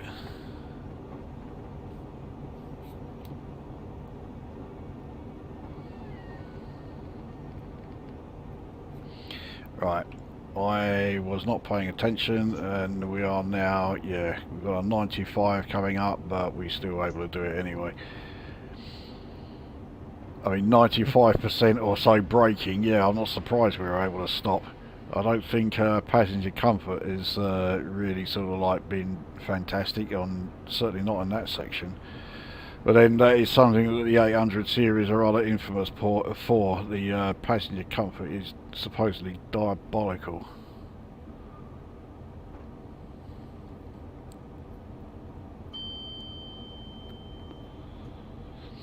Okay, so we have this 95 mph section coming up, and then after that, yeah, 120, so we can almost go full speed here.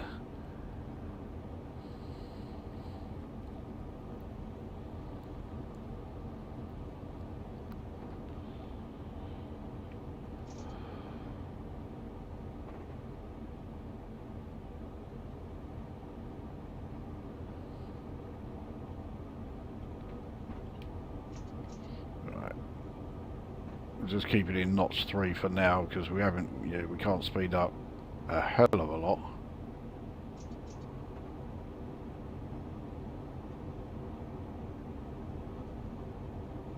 But now we can. Nice, I have zero local knowledge of the area. Yeah, I don't know anything about the area. How far do you live from the seashore in the Southend? Well, when I was born, I lived about 20 yards away from it. No exaggeration. We lived in a flat above a shop on along the seafront, the Eastern Esplanade. Yeah, my dad had a shop there, and yeah, I was up there. So now, I don't know how far in terms of distance, but if I was to get on the bus, we'd be there in about 15 minutes.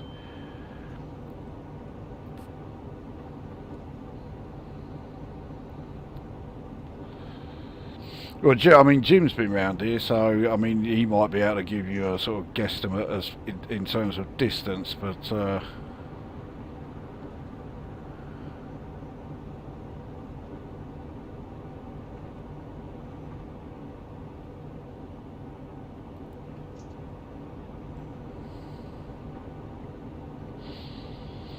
right, it's now 125. We can get the max speed, well, the max permissible speed. I mean, this thing can easily do over 125. This could do 140, no problem.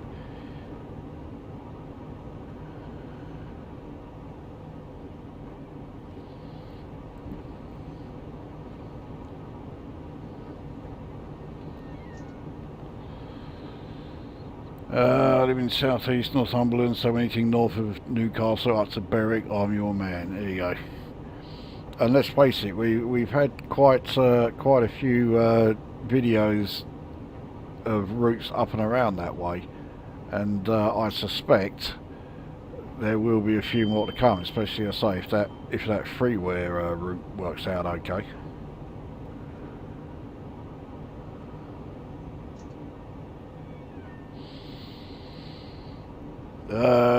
Biggest bank I've experienced is between Cambridge Heath and Bethnal Green, hoping those lines come available soon. Yeah, I mean, Bethnal Green station does appear on the what's the line? The Great Eastern Main Line, London to Ipswich, but I don't think it lets you actually go through it, because then of course it turns off and goes on to like the North London lines. But I do have the North London lines down as the next train I'm getting, or the next routes that I'll be getting. Was that a class 50 that went past? Oh, we've got a break here. Was not paying attention there. Yeah, speeding something fierce.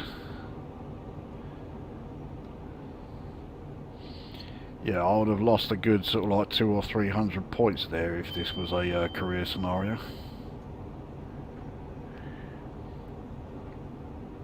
I'm literally 5 minutes from the coast in Newbiggin by the Sea, which is 8.5 miles from Morpeth and 9 miles from Cramlington.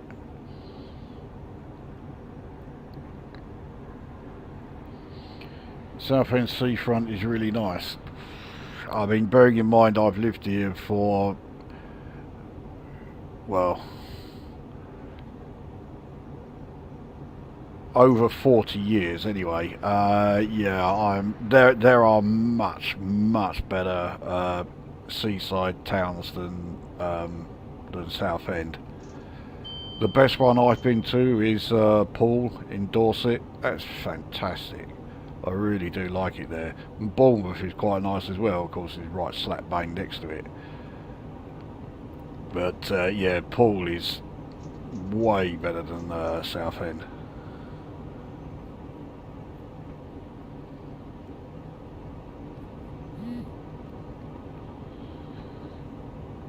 Have you ever been to Whitby? No, I mean, I've been past it several times, but usually whenever I'm up in that part of the country, it's because we were then going on into Scotland, so I've never actually, yeah,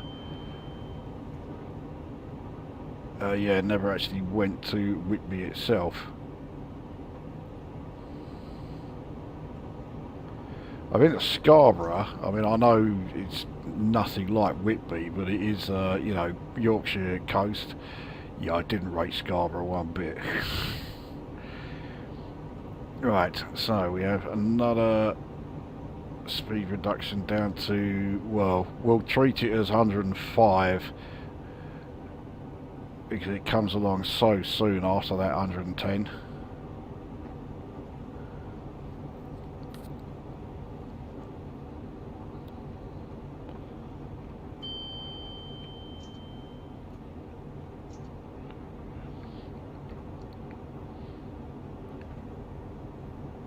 Did you used to work in one of those arcades? Yes, I worked in the Las Vegas arcade. Not for very long. I was only there for about 2 weeks. It was fucking awful. But yeah, I was there briefly.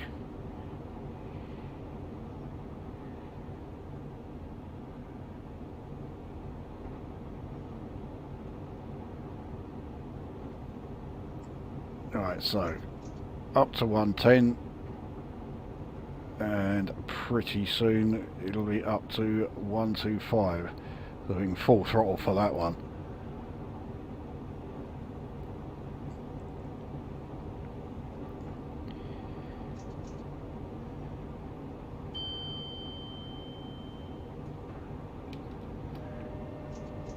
Okay, beautiful place. I'm assuming, yeah, you're referring to Whitby again. So yeah, Not seen it, but it's certainly got to be better than Scarborough.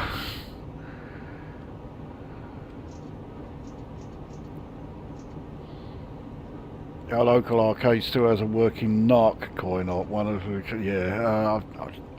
You know what? I'm not sure you're quite spot on there with it being one of my favourites. I remember when that was brand new, that thing. The Southend arcades were absolutely awash with them. Like every arcade down our seafront had not just the NARC cabinet, they had like 3 or 4 of them. Every single one. And they were all placed right next to each other. And nobody ever played it. Actually, oh no, to lie, I'm getting it mixed up with Jailbreak. I mean, we did have plenty of NARC ones, but yeah, not as spread out as much as that. It was Jailbreak that, yeah, was absolutely everywhere. And that one, yeah, no one ever played. I mean, no one ever played NARC either, but yeah, Jailbreak, no one went near.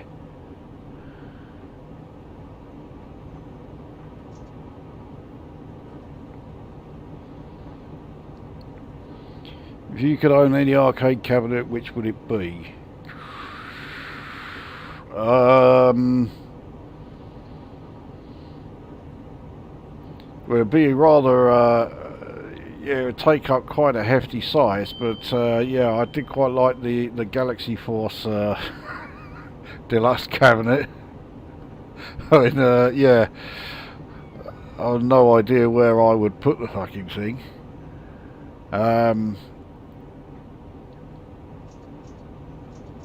So if we're going to restrict it to, like, you know, regular upright arcade cabinets, then providing I could be absolutely certain that it wouldn't keep breaking down, Astron Belt, the Laserdisc game. I loved that game, I still do. It's a fantastic thing.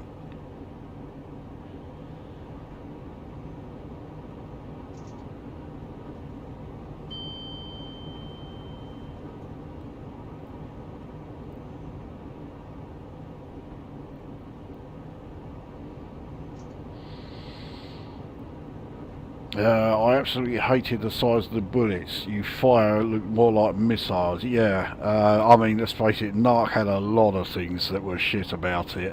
Yeah, that was very much one of them, but I mean, you could pick out any number of things about it. It's just actually thinking, what a fucking load of bollocks.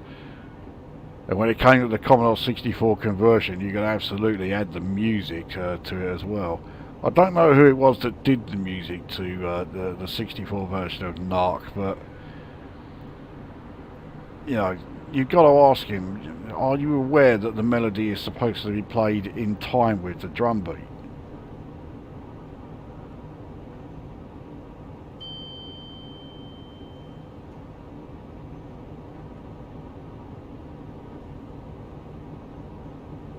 And I'm not sure who was doing, like, the music for Ocean Games around that time. I mean, I know Keith Tinman was sort of like around that sort of time there, but his music was generally pretty good. He's certainly a million times better than the music in NARC, so I'd be surprised if it was him responsible for that horrendous fucking thing.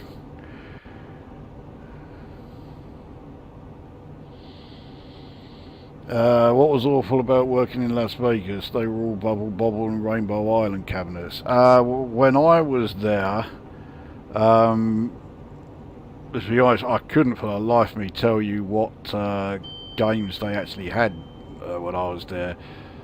I remember they had, like, you know, the pool tables still set up and that.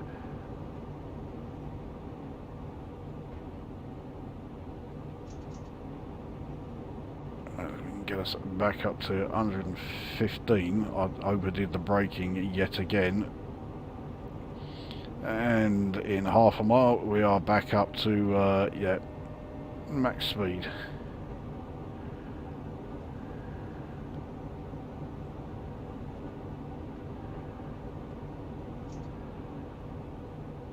There we go, into the 125 zone. Wait for the rest of the train to get in there. There we are.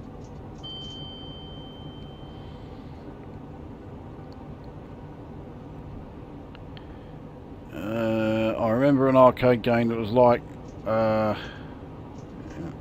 it was like Afterburner, except it flipped you upside down and jammed upside down with my mate inside it. He ended up in hospital with a bruised skull and concussion. Well, the game was G-Lock R360. Yeah, that game really was...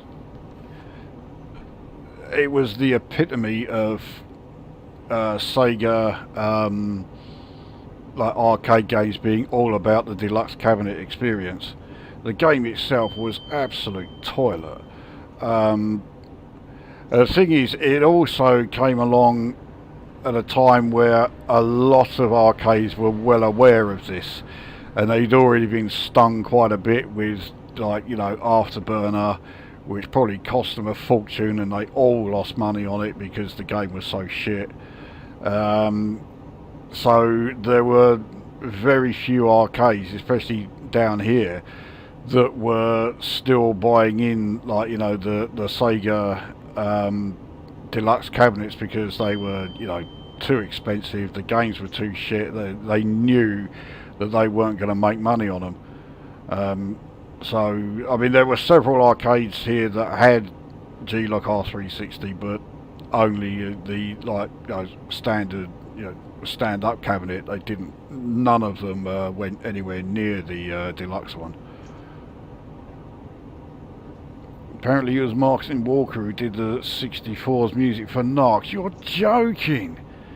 I mean, he's a decent musician. I can't believe it was him who was responsible for that.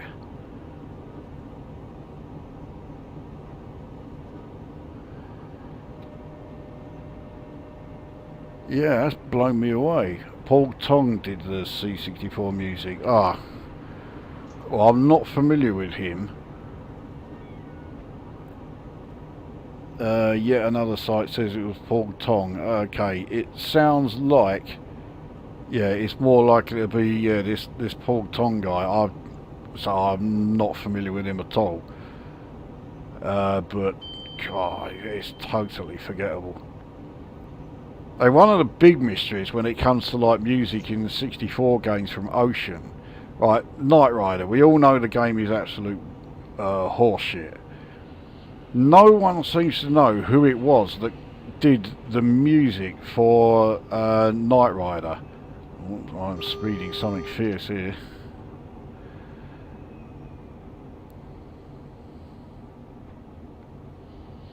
It's almost like, you know, whoever it was that did it wants to remain anonymous. They don't want anyone finding out that they were somehow, you know, even in part responsible for that game existing.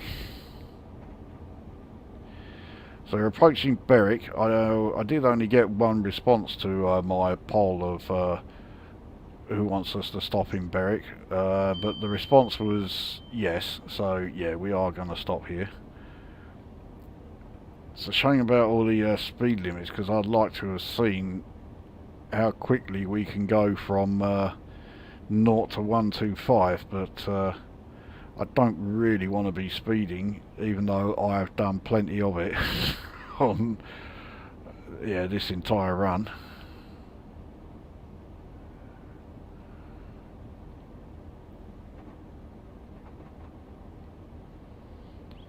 The other thing is, it's very rare for trains on this line to yeah, not stop at Berwick. It does happen, but yeah, it is, you know, even, like, you know, express services, you know, even the Chieftain service, they'll all still stop at Berwick. Actually, I'm not. Yeah, the Chieftain service does come on here, isn't it? It's not West Coast.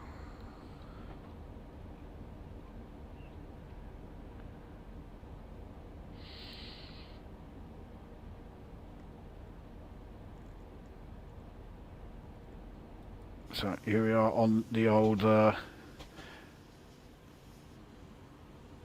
crossing the old border. I still can't believe in the video here.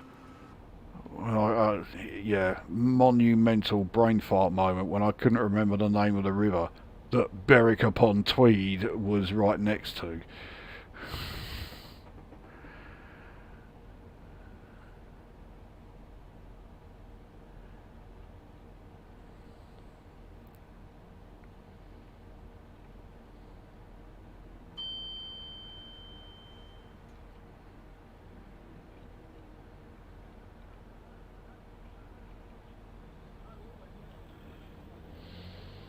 Yeah, it's a bit of a tight one, but we can get the entire train on here. There we go.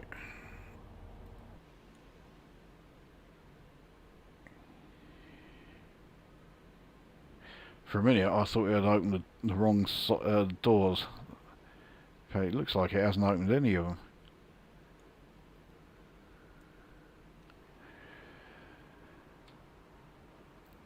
Yes, I remember the pool tables and VS tennis more than anything else in that arcade. Yeah,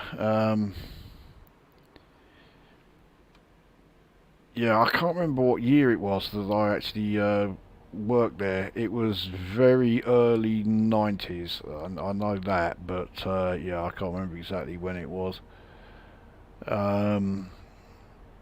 I was going to say it sounded nothing like Martin Walker's style. No, not even remotely.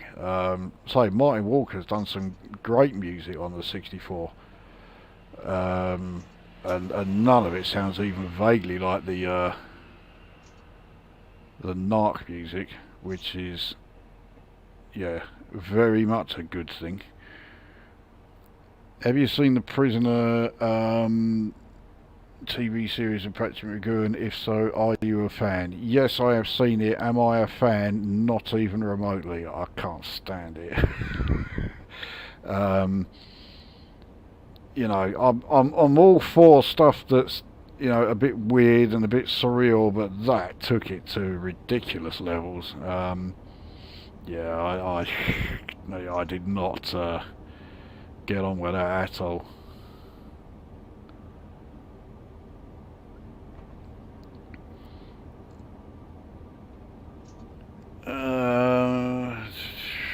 Just goes to show you how good the Google AI is. It was that which said Martin Walker did Narc's music. Yeah, AI. There you go.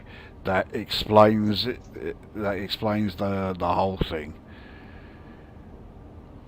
Most of the computer ports had their music ported by Tony Williams, credited as Sound Images, and David Wise ported the arcade music to the NES. I wouldn't know.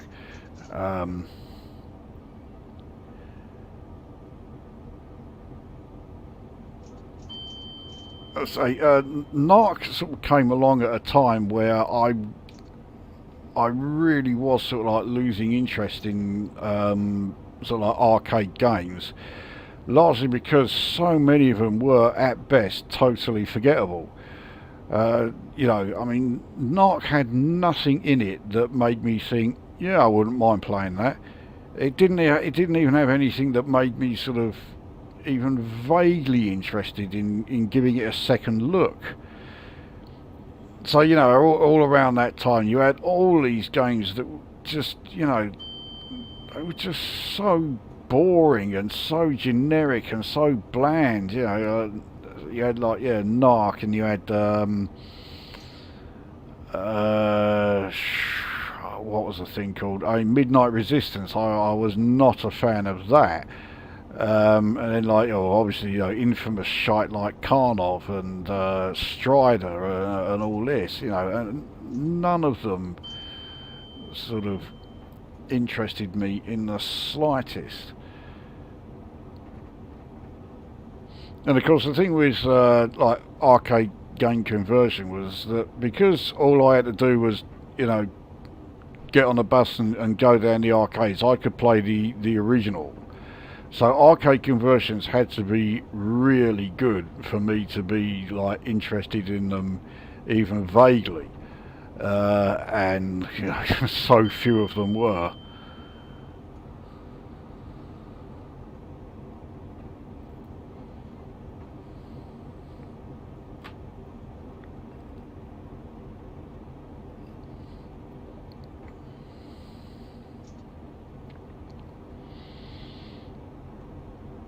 Uh, Without the prisoner, there would be no Black Ball stroke Rover in Impossible Mission.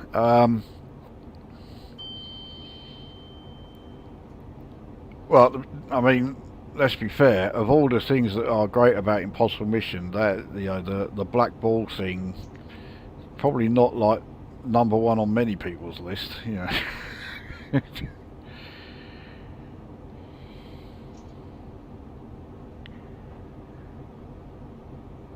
But I mean, I get the point. Yeah, you can clearly see it was influenced by the giant weather balloons and all that. But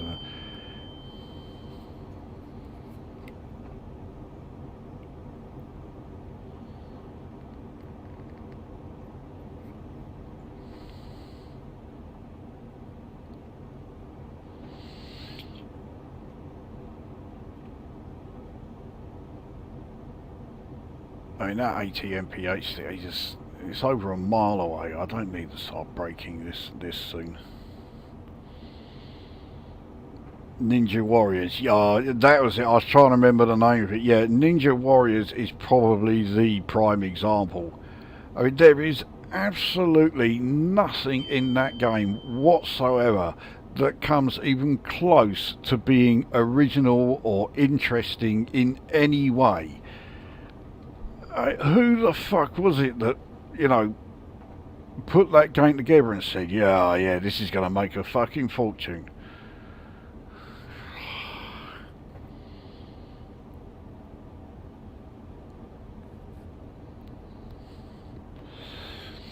Watched your review of a few years ago and suspect that's the only text adventure you've reviewed. No,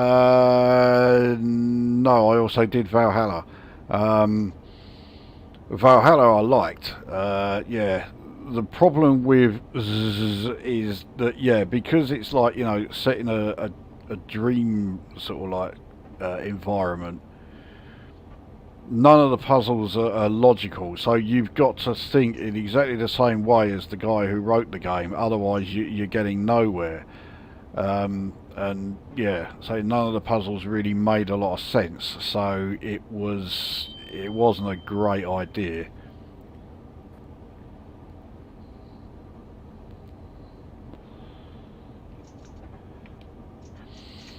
Right, let's get back up to 95.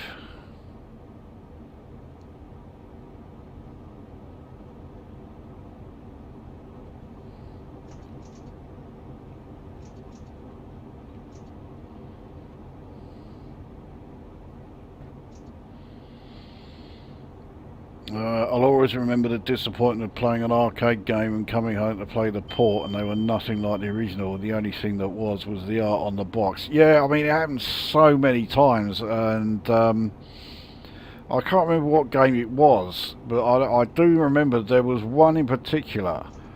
A mate of mine had been going on about how great it was, and I tried it and I thought it was absolute shit, and that's when it dawned on me, hang on, I can just go down the arcades and play the actual game itself. And that's when I sort of gave up with arcade conversions. If there was a game down the arcades that I was such a huge fan of, that I knew I'd want to be playing it more often than I could, then I would look at getting the arcade conversion, and that's when I end up buying shit like Rolling Thunder for the Amiga. Needless to say, that phase did not last very long after I did that.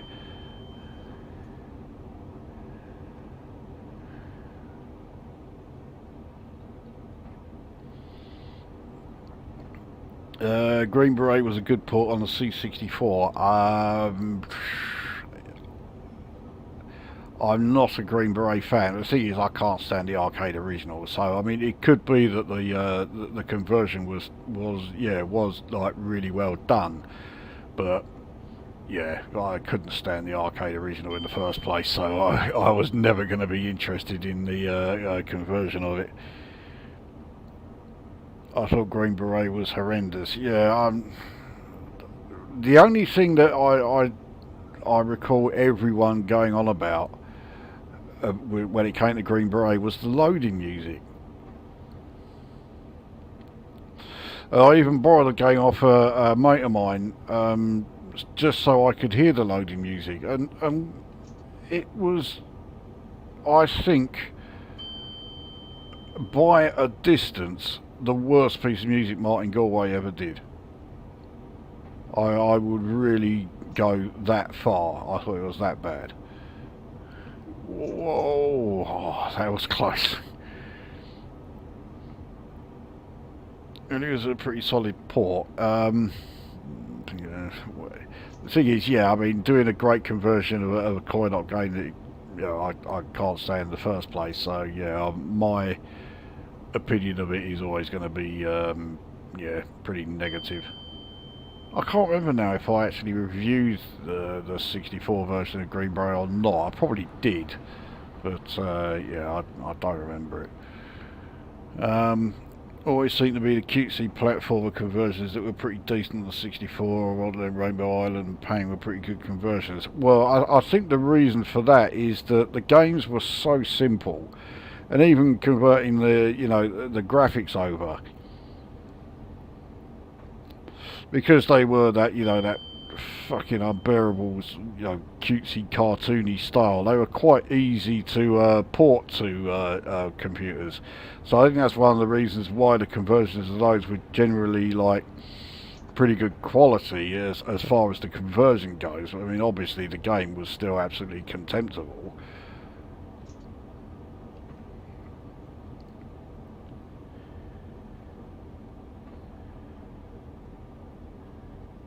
So obviously well into Scotland now, but yeah, I completely missed the sign that marked the border.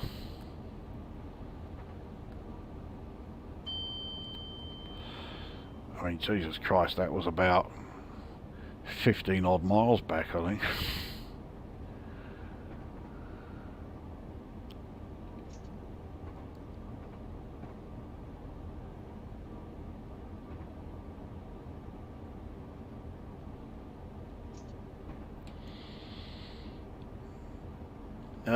Like power drift. Oh, now if you're talking about 64 version of power drift, now that did something pretty smart, because that was a Chris Butler one, wasn't it? And yeah, he approached it the right way. He knew that getting a conversion of power drift was a complete waste of time.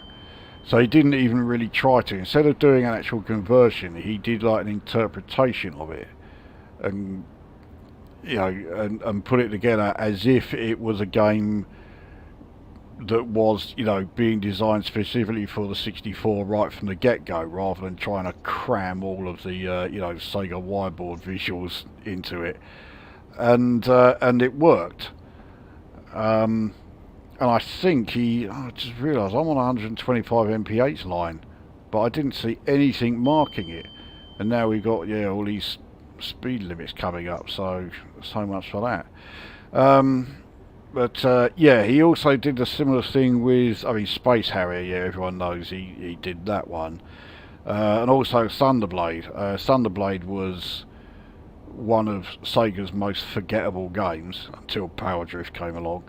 But he did a decent version of the conversion, you know, of that, for the same reason, because he approached it as let's do a 64 interpretation of it, rather than try and just do a straight out and out conversion, which was just a pointless exercise.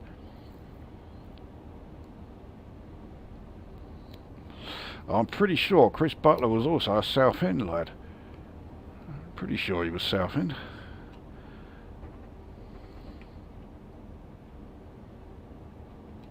You're on a 1 in 97 downhill section. No wonder I had to brake to stop myself speeding there.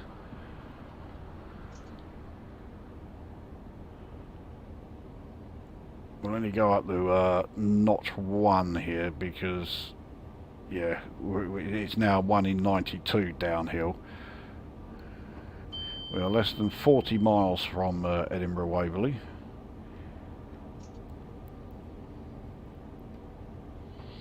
Because it wasn't that long ago that I was doing this exact same run, but I was in a significantly slower train. Do like the old Class 66, but yeah, it's certainly not going to rival an 801 in the speed department.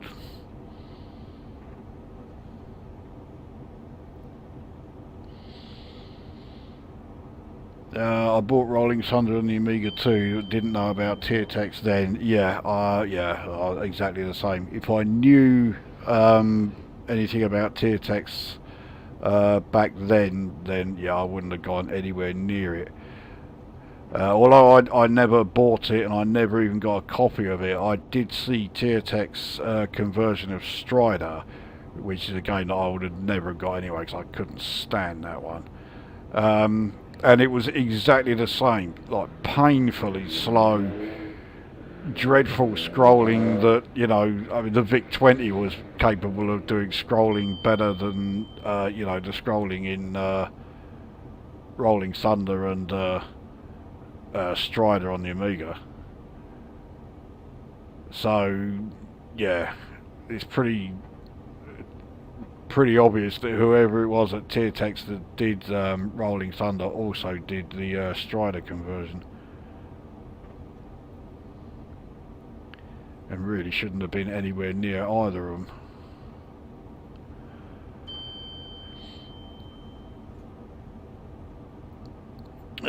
Trick with the loading music was to stop the tape while it was loading and then you got to hear the full version. Well, I mean, I remember doing that plenty of times with quite a few games, but Green Beret, I would not have done that at all.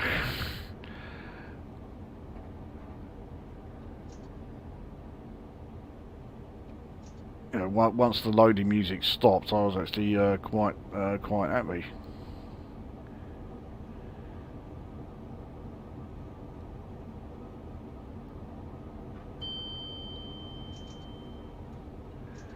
Right, where are we? Galway himself hated his Green Beret loader. I didn't know that, but yeah, I think it was absolutely abysmal.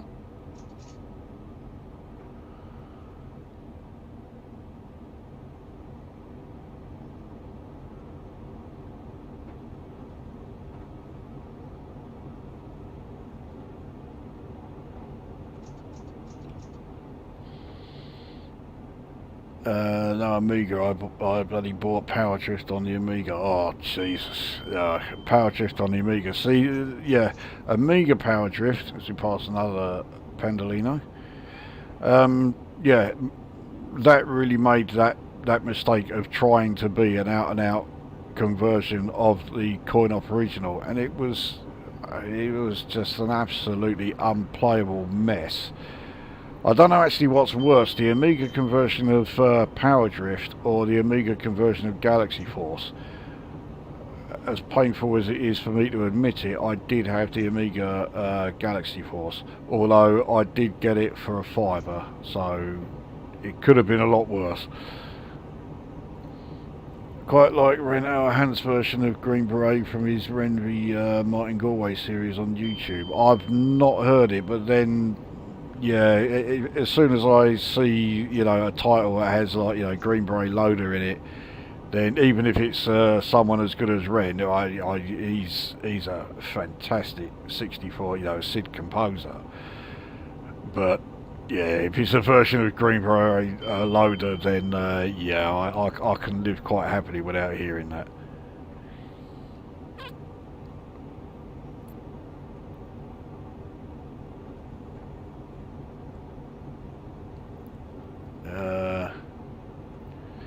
And the reason I bought it was one of those games that came in the new trendy mini boxes. I don't remember that. I mean,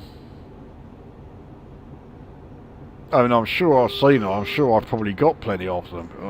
We have a diversion coming up.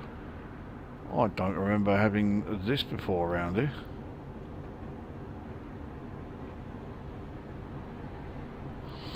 And that's clearly where it is, at 40. So we won't speed up as we enter the 110 zone.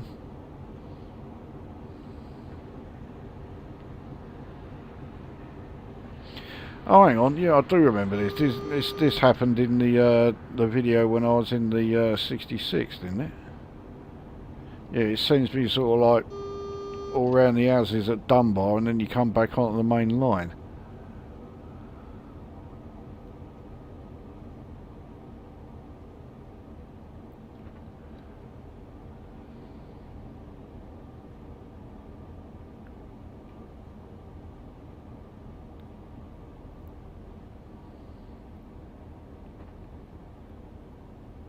For me, I thought that was a red signal.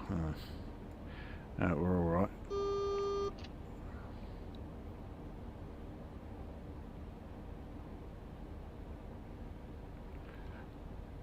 Okay, that 50 came from nowhere.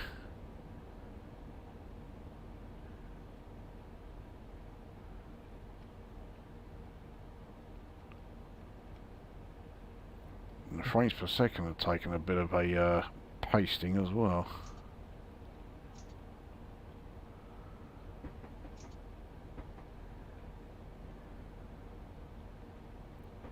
Alright, so I've got the points, and then yeah, I think it sort of sends us essentially around the back of Dunbar, around the back of, you know, the island platform, and then we get back on there again. I think Commando on the C64 was better than the arcade original in terms of gameplay, a rare occasion. Yeah,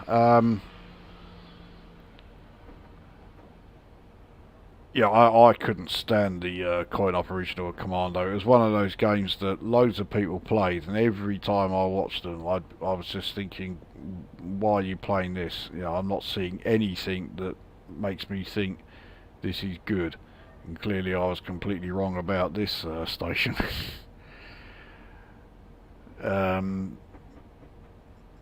The only thing I really liked about the 64 version of Commando was, of course, the Hubbard soundtrack. Everything else about it was quite generic and the sort of stuff you'd seen a million times before, just like the coin-op original. So yeah, it wasn't one that grabbed me as far as the game went, but yeah, as far as the music went, I thought it was fantastic. Paperboy on the C64 was a cracking port. Jesus Christ! I mean, it was.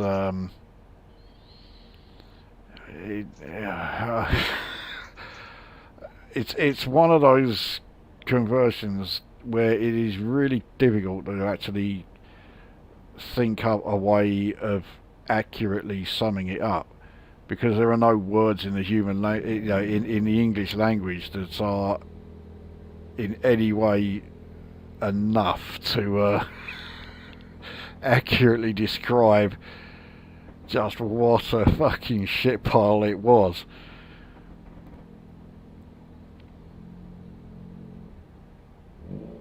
But it was another one where, you know, the coin-op original, it did absolutely nothing for me. Although, I mean, the coin-op original was, I mean, to say, I mean, it wasn't on the same level as the 64 version. I mean, it wasn't even in the same fucking universe as the 64 version. But, yeah, it wasn't a game that ever really sort of interested me. C64 Commander was playable, but only 3 levels, so poor value in my opinion. So the fact that I never owned Commando back in the day, I only ever borrowed it off of people. Yeah, I never completed Commando. I'm probably about the only person who owned a Commodore 64 who could actually say that truthfully.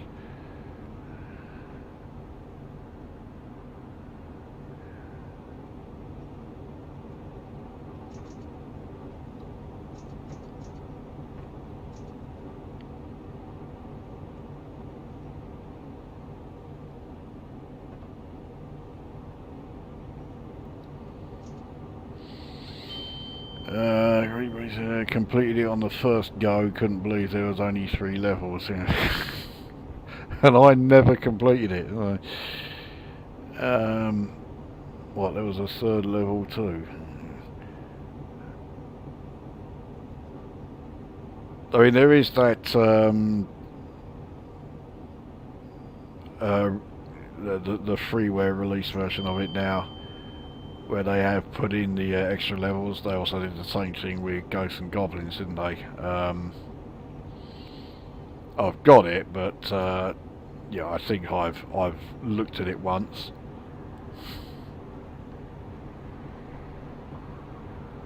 I did hear the new version of the music. Yeah, I heard it once. There's a good reason why I only heard it once. I cannot believe anybody who bought that has ever actually decided, this music's better than the original, and stuck with that version of the music rather than the Hubbard original.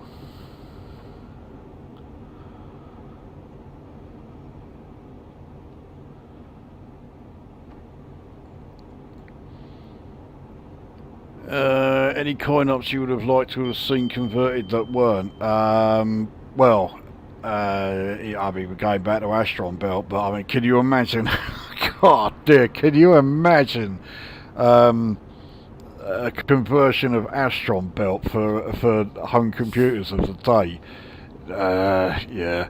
So perhaps, yeah, I wouldn't have wanted to see a conversion of that, because it would have been the stuff of nightmares.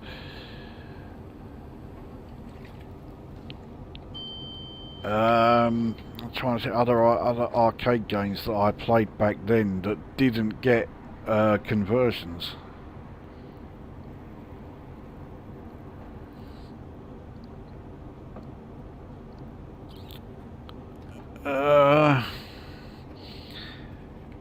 Yeah, that's a tough one. I mean, the trouble is, it did get to the point where it didn't matter how shit the arcade coin-op game was, a conversion of it was just round the corner. So there were very, very few arcade games that didn't get conversions.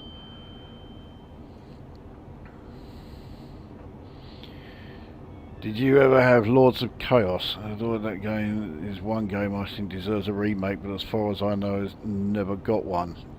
I recognise the title, but I can't place what it is. I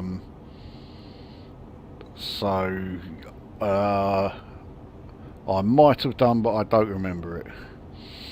Recently bought the remastered X out. Chris Hillsbeck remastered the original music, and the graphics have been faithfully enhanced while still retaining the classic Amiga feel.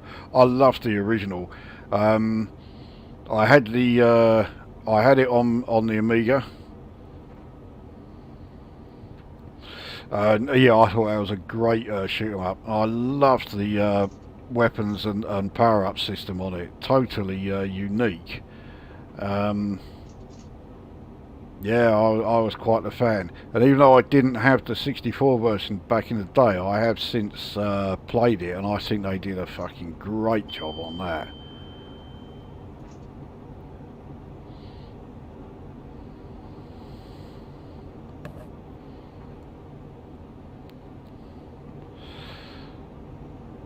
May need to slow down just prior to taking us up to 125. There we go. Prehistoric Isle was a game I loved but never got a conversion. Don't remember that. That might be one that came along a bit sort of late, and yeah, I never got to see it. I mean, there weren't many coin-op games that never came to Southend, but amazingly one was R-Type, and I think it's safe to say pretty much everybody knows what I think of R-Type, so the fact that Southend didn't get that is not a bad thing as far as I'm concerned. We didn't get any of the R-Type games. Yeah.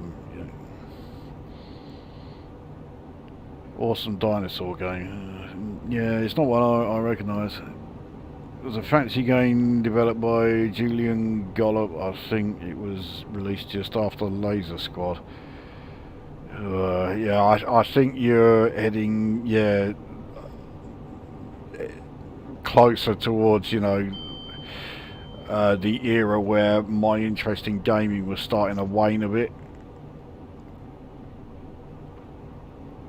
I mean, there were, you know, some great sort of like Amiga games than that, but because the Amiga era was completely ruined by all the cutesy platformers that came along, it not only sort of like killed my interest in the Amiga, it killed my interest in gaming in general.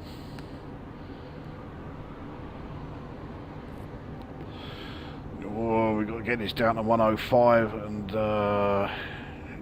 it's going to be tight, but actually, yeah, no problem. Quite pleasantly surprised by that. I'm always underestimating how well the brakes work on this.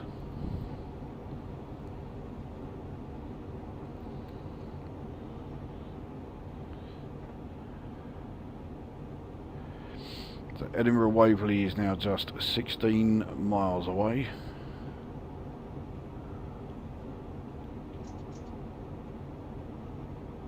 That goes back up to 110.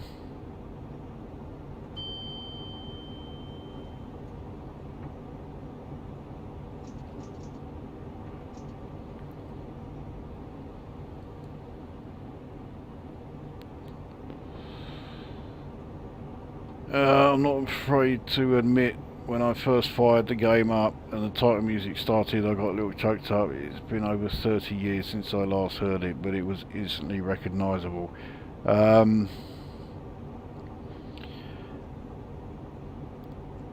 Yeah, I think I got a little bit like that myself when I was doing my videos of when I was doing my retro reviews, and I started on the Atari 2600, and I did the Space Invaders review, and as soon as I heard those sound effects, it was like, yeah, I was back to being like, you know, the 6 and 7 year old me playing that. It was, you know, it's just sometimes you hear things, whether it's music or in this case just particular set of sounds, and it straight away takes you back to that moment when you first heard them. So yeah, I certainly get it.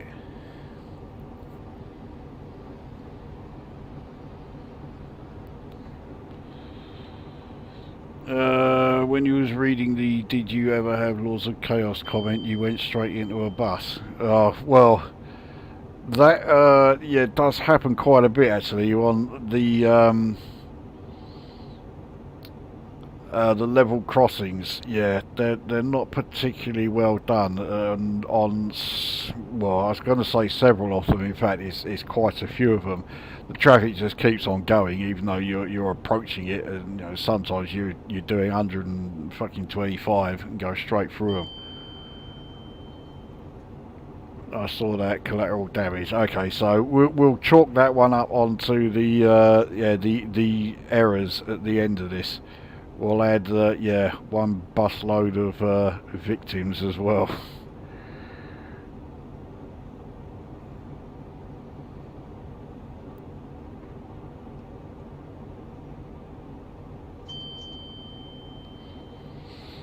They even left a load of music in for nostalgia, even though not during the game as it loads almost instantly now, but you can play it in the inbuilt music player. That's a bit like what they did when they released the Hunter's Moon remastered. So even though it can, yeah, it effectively loads instantly, but they put in the that sort of like intro sequence, so you can still get the loading music, because the loading music of the Hunter's Moon was fucking great. I mean, Hunter's Moon was a fantastic game, even back then. But the changes that they made in the remastered version really did help, especially the ability to save your game, because, you know, I mean, it had something like, was it 128 levels or something? I mean, you were not going to complete that in one sitting back in the day. So having like the save game feature there was an absolute like must have. I'm amazed it wasn't there to begin with. is there a live map that shows where your train is? There is a version, or there is a way of doing it. I can't remember the name of the channel, but there's some guy. He's one of the people who actually works for Dovetail Games, and he. To be honest, he has way too many. He has something like about 6 or 7 different sort of like windows, as well as the main display of the game itself. And yeah, it has sort of, it shows a map where and you can see where your train would be on like, you know, the map of the area. I mean, unless you're referring to this, where I can see where I am here, but yeah, it's, as you can also see, rather basic. Well, 95, we're definitely not going to be braking in time for this. So yeah, racking up the old speeding errors left, right and centre here. Oh well, it's not like I'm doing a career scenario.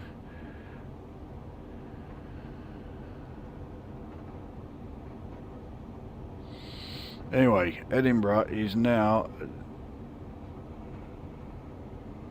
just over 5.5 miles away, so we are very near the end of this run.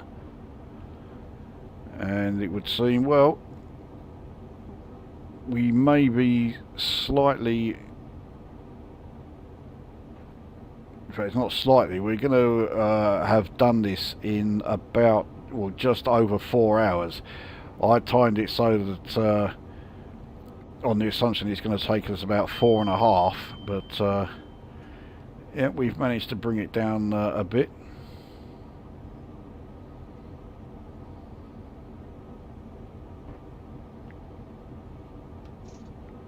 I'll take us up to 90 because we've got this speed reduction coming up, but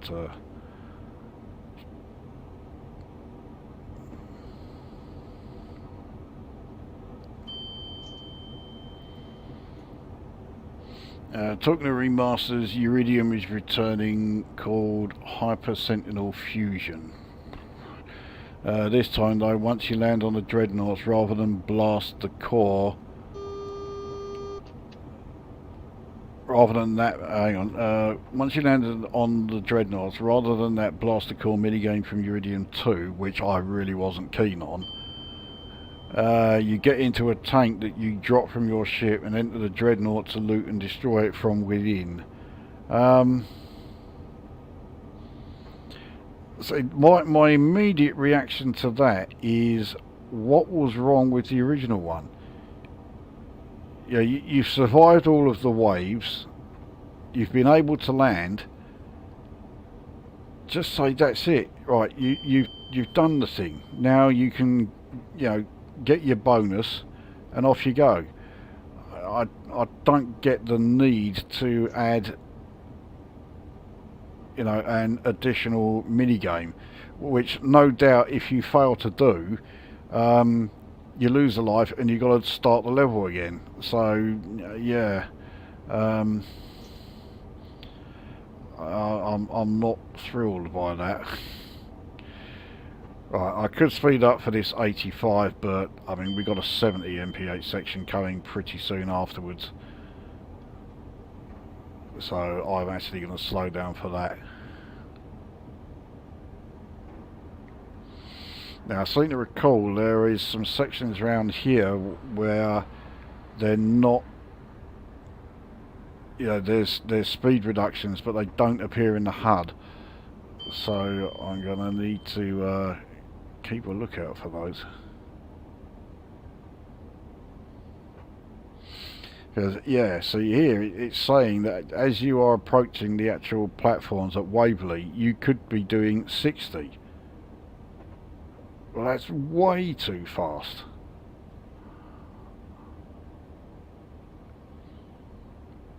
So we need to stop on platform 11, so we'll go through 7 and stop there. Right.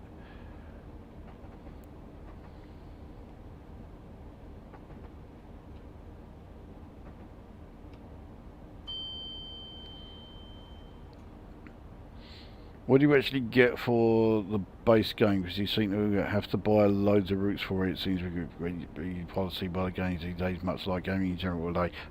You get one UK route, one US route, and one European route, plus all of the particular locos and rolling stock and whatever else that would come with that route if you had got it separately. So you certainly get plenty to get get yourself up and running with the game when you first buy it.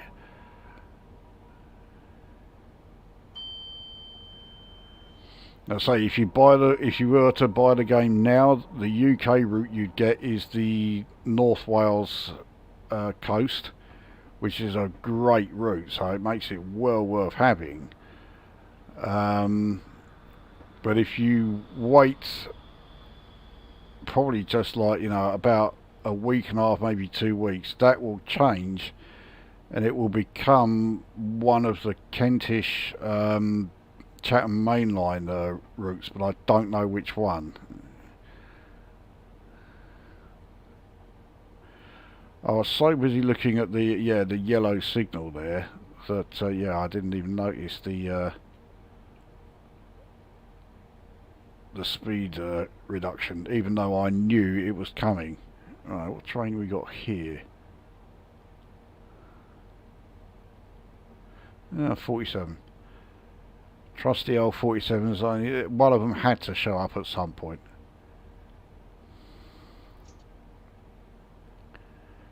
So let's see if we can get the entire train onto platform 11. But we have done it. That is when we eventually stop. We have effectively done London King's Cross to Edinburgh Waverley.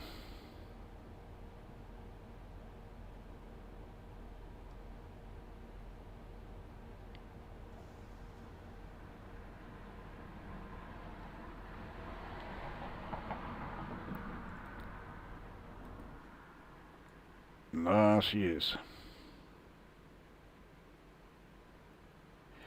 And yeah, I'd say we managed to cut about 20 minutes off the total time. So we did it in about 4 hours 10 minutes. If you were on a train from King's Cross to Waverley in real life, 4 hours 10 minutes, you'd certainly take that.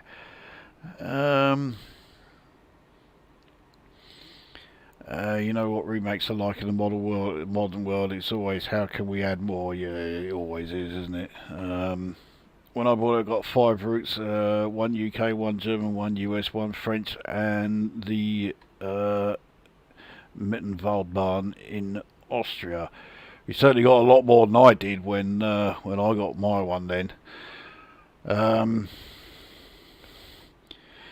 It's the Dover to Blackfriars one I think you get once the change comes. Well, that's probably the best of the Chatham mainline routes actually. So yeah, if it is that one that you get, then that's a great change.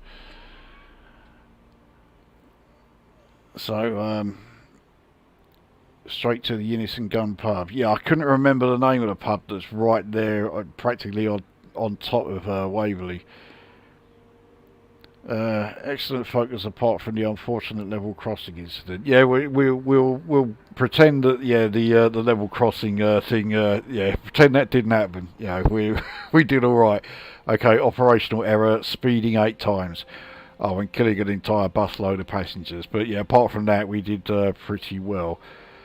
So there we are. 392 miles or 631 kilometres. But we did it. What's the refueling bit? Right. Oh yeah, because you asked about that before. Yeah. So the refueling thing, I don't know why it shows this for every train you do. It only applies if you're doing steam trains. Um, and you know, some stations, not all, but certainly like the major stations, you get the chance to take on more water and like, you know, pick up more coal and that, and that's your refueling stop. But really, unless you're doing a career scenario or like, you know, a workshop or standard scenario, and it asks you to do that, then you're never going to. That's the only time. In a quick drive scenario, or you know, a quick drive sort of setup like this, no, you're never going to do refueling because you never need to. So you know, it's yeah. Why they keep it in there, I have no idea. But yeah, that's what it is. Anyway, there we are. That one is done. Now, I can say that there's a very good chance next week there will be another live stream. Probably Wednesday. I know Wednesday isn't a great day for some of those watching, but I have my reasons for why Wednesday would be a particularly good day for me. So yeah, it's very likely to be a live stream on Wednesday, and the game. Some of you are going to love this, and some of you are going to be thinking, "Oh, not that fucking shit again." But the game is going to be Elite Dangerous. There will be a live stream of that. First time I have done one of those for a few months. So yeah. And of course, the train simulator request videos will still be coming. So yeah, if you have any more requests, you know what to do about getting them added.